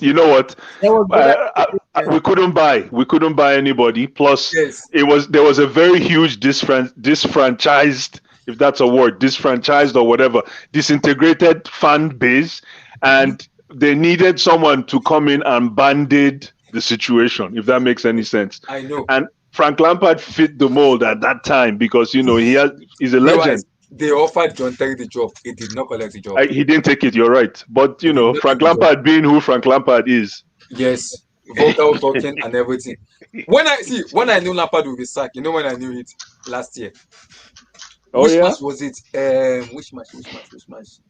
There was a match I knew. This man will go. Do you remember when we went on unbeaten last year? Like 12 games. Unbeaten? Yeah, 12 games. I remember. And after that unbeaten, the first match we lost. Everton? Is it Everton last year? Everton, yes. Everton. Well done. Yeah, Everton. God bless you. Everton. That match, I knew Lampard is gone. I knew it that, They beat us 1-0, right? It was 1-0. I knew that is gone. Penalty. Yes. Yeah, that was when I knew this man is gone. Because then I look at the motivation of the player, it was down. Yeah. Because all people, immediately it was figured out, cross and inshallah. Cross. Yeah. What pisses me off in everything, what Lampard scored everything is when we play Arsenal. I was seeing Timo Werner and Conte nothing but. And I was seeing Giroud on the bench. I was like, Lampard, are you playing FIFA? Is this FIFA? When you have Giroud on the bench, someone that can even head the ball, and you put him on the bench, and you are playing Timo Werner. Conte, you head the ball. You don't leave Lampard. Even when, anyways, no talk Lampard. Let's not talk Lampard because it's gonna be it's gonna go way back. I just thought he was one of the most efficient midfielders ever in the game. Lampard, I suffer. Yeah, Lampard suffered. Yeah, Lampard. I suffer. Shows you guys being a manager at a top level is extremely difficult. It is. And everyone can do it. It's just a reality, man. Because I remember even look at Jose Mourinho. If you look at his his history. Yeah. I remember Jose Mourinho started at Barcelona as an assistant to Louis van Gaal. He left Barcelona to go to where? Portugal. He managed I think he managed Benfica. Then he managed Porto. Porto.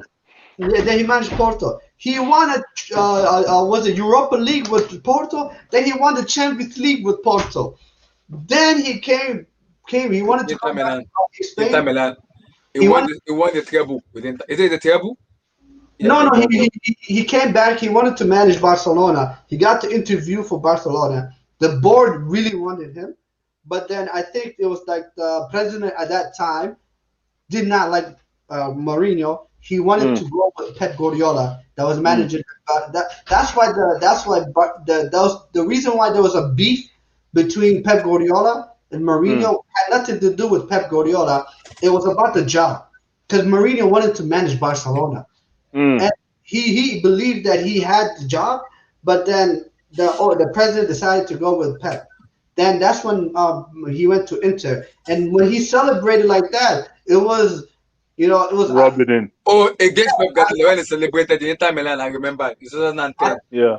because it was out I of remember. frustration. Because like Yeah. as a human being, he just seems like everything was going against him. Like he And had, you know, exactly. everything. Like he started at Barcelona. He came back to Barcelona. He wanted the job. They said he wasn't good enough. Then he went to Inter, and then the second leg he got a red card for no. Thiago Motta got a red card for no reason. After the game, he just felt like vindicated. Like yes, I've succeeded. You know. Because Then why is what's it called, White Hart Lane? Why is White Hart Lane giving him tough time? Is it the players? Is it the philosophy? Or is Mourinho's time up? No, it's the players.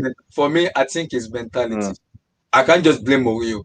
Look at Hurricane start under Mourinho and Son Heung-min. Yes, we could say the same thing under Pochettino, but look at this year. Hurricane has improved a lot when it was under Mourinho than under Poch. It's more of a number 10. He come into the play, he score goals. Look at Hurricane start. He has break so many records. It's all about the mentality of the player. But if it goes south, they're going to throw Mourinho under the bus, right? Exactly. No. But they say because he play pragmatic football, but their mentality is poor. It's poor mentality. The chairman of Tottenham Hotspur doesn't want to spend money. Yeah. He was requesting for a defender. They gave him Eric Dyer Atherwell. Now tell me, how do you want to succeed with Eric Dyer and Atherwell in the back? To your point, he said he wanted Eder Militao, because remember was spinning. He wanted Skriniar too. And he said to take him on loan, even if he can't pay for it. But no, Abdullahi, you're right. EJ, you're right.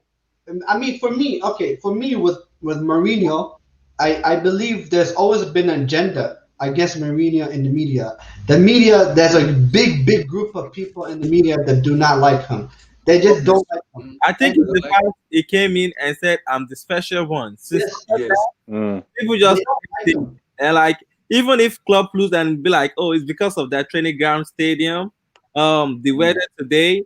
Alisson has a cold feet. They're still gonna pardon and be like, "Oh, club can turn it around." But when it comes to like a Mourinho, they just go at him and have a go at him. And he's too ambitious to take a national team job now. He can take Portugal actually. I know, but he's too ambitious for that. He wouldn't want to take that. He still likes the pressure of. He's a winner. I like the mentality. Let's be honest. Let's be honest. Tottenham Hotspur, throughout from as long as I've been watching football, Tottenham has been was a mediocre club in my opinion. They were aspiring to be top 4, but they have never been in the elite of the elite clubs. So because at times you had Arsenal domination, you have a Man United domination, you had Chelsea come up, then you had Manchester City. Spurs was never in their conversation. They've always been that one club that always aspired to be like a big club, but they have never been that big club. Mourinho is going to go when he went into Tottenham. He wanted to go in there to make them a big club, to make them over the hump and say, okay, these guys can win something. Imagine when they went to the Champions League final, they were just happy to get there. They were just happy to reach the final. For them, reaching the final, they made it. For them, it was not winning it. It was just being there. That was for them. That just shows you they're like, as a club, their mentality is not elite. They're not about winning titles. What's the fix? So what's the recommended fix right now for White Hart Lane? You got to be patient and give him the players he wants. The problem. Yeah, but the fans cannot be patient, especially letting go of their darling Poch. Because Blue Eyes. This is the problem. The same thing happened to Chelsea too when Lampard was sacked. When they bought Tuchel, they were like, Lampard because he's a legend. Chelsea were too good. Blah blah blah. Okay, I'll keep my mouth shut. When Pep Guardiola came into Man City, people did not like him. Yeah, I remember that. It was not liked enough because he yes. was a successful manager. Every club went to. Like, will he come to the Premier League and play tiki-taka football? Will he work? But what did Pep does? Pep came in and win them over. He won them over. He bought his player. He won. Pep literally won 198 points. What back-to-back EPL? Now tell me, which other manager has done it Yeah. in EPL? Maybe like Mourinho, Chelsea, and everything. Playing a style of football, the Johan Cruyff system. Now tell me, he has won over the EPL. That is what Tuchel, I believe, will do with the fans. He will Amen. win over them and win Amen. over the pundit. When you win over them, they'll keep their mouth shut. People just hate Mourinho. You know, when he first came to Tottenham, do you Yes. remember Paul Merson saying, "Oh, Harry Kane won't score goals under him"? Exactly. Yes, look at Harry Kane. Look at him now. Yeah, and look at him now. But you know, Daniel Levy is just like, I don't know. Sometimes I think, oh yeah, he can win something, but something under me like, oh no, he's not the right man. He sometimes does something good, and on the other part, he does something bad. Like, but one thing I'll praise him for is he doesn't sell his players to his rival. Like, Yes, Modric shouldn't be in Real Madrid right now. He should he be. will be in Chelsea. He should have been Yeah. in Chelsea. That's why I Yeah. said I respect it. when Chelsea were shouting Harry Kane will not come to Chelsea because of Daniel Levy. He will not sell him to Chelsea. He will rather What sell about him to United. what about this? I really like this guy, Tongi, man. Tongi. Hi. He will not sell him to Chelsea. He will rather go Tongi. to PSG. Yeah, Tongi. Hey, That, how old is that guy? How old is he? 21 or 20. Hi, man. Let me see. Yo, in the next two, that guy is gonna be like Yaya Toure, but even better, I think. If he gets the right platform and he keeps fit, because I know he's injury prone. He's 24. He's 24. 24, okay. Before that guy hits 29, man, that guy is going to be a bad boy because he already knows how to carry the ball. He has size. He knows how to shield the ball. And he can dribble very well. He can dribble amazingly, man. Yeah, the only thing missing now is I don't think he has clinical passes in his game. He can easily work on that. Yeah, exactly, because he can carry the ball, yeah. Yeah, he's a ball carrier. The goal Harry Kane scored against, who was it that played the last time? Against Newcastle. Yeah. Dembele gave him the pass. A good goal, and I'm like, wow, what a pass! Even though everyone was talking about the goal, I'm like, but it was Dembele pass that gave him the goal. Yeah. And then Lamela, I don't know why Lamela never popped off, for lack of a better phrase. I don't know what happened to Lamela. What is like? Is he a player or is he not a player? Poch has his own player. Poch as his own player. You know, like how will you put Harry Kane back in the Champions League final after the guy was out for like almost every EJ English agenda. That's English. Harry Kane is the captain of England. What do you expect? What do you expect? And EJ, remember, if they had lost, and even though they imagine losing that game without playing Harry Kane. Exactly. As the manager, you have to be responsible for every action. You be like, I'm the manager. You know, that's why sometimes Mourinho can do that. Mourinho can do that because he has see, if Tuchel do that and we win, no one will accuse Tuchel because he said, I am the manager, I make that decision. I make that decision, but Poch can't make that decision because he doesn't have that caliber of Mourinho's CV. He doesn't have it. People will come at him. They will surely come at him because he doesn't have caliber. But Mourinho have that caliber, and he has that aura as a manager that if I do something wrong, what's it concern now? I'm the manager of this club. I make that decision.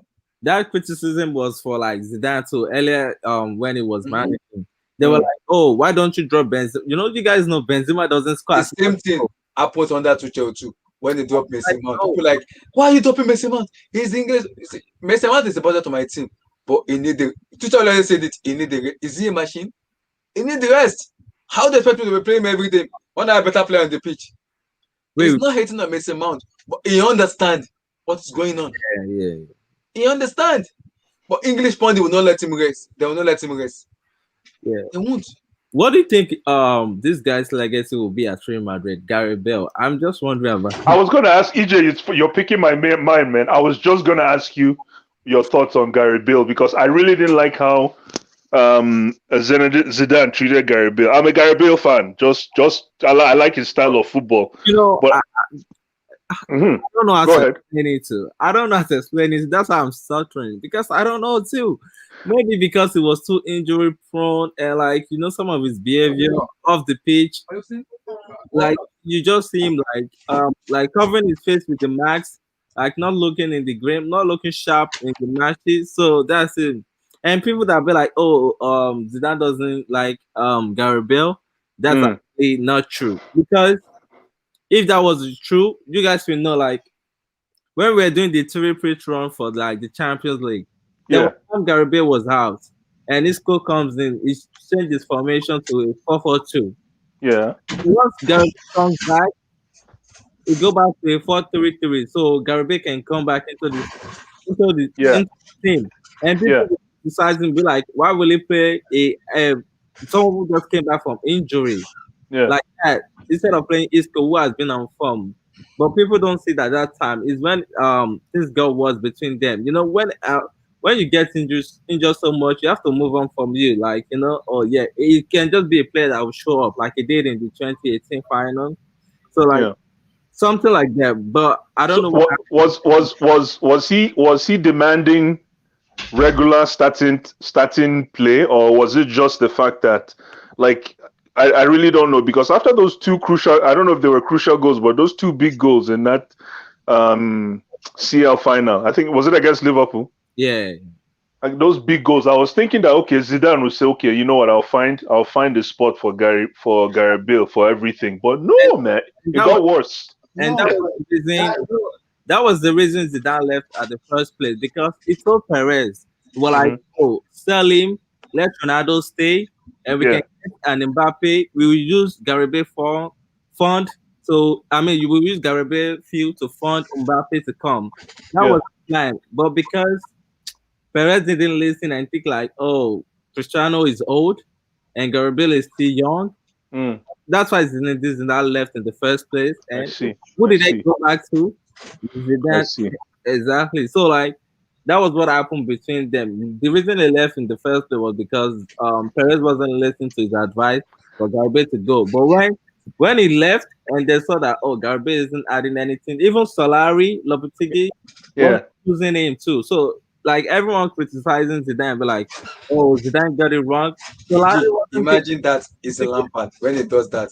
Imagine social media. Wow. Social media will go World War III or World War IV. The thing is, guys, I remember exactly what EJ is saying. I remember it was yesterday, because when Bell scored the 2 goals in the Champions League final, he had an interview right afterwards. He said he's not sure about his future, that he definitely needs to, that's something that he's going to assess. He said something like he needs to definitely be playing more. And then that's the first thing he said after the win.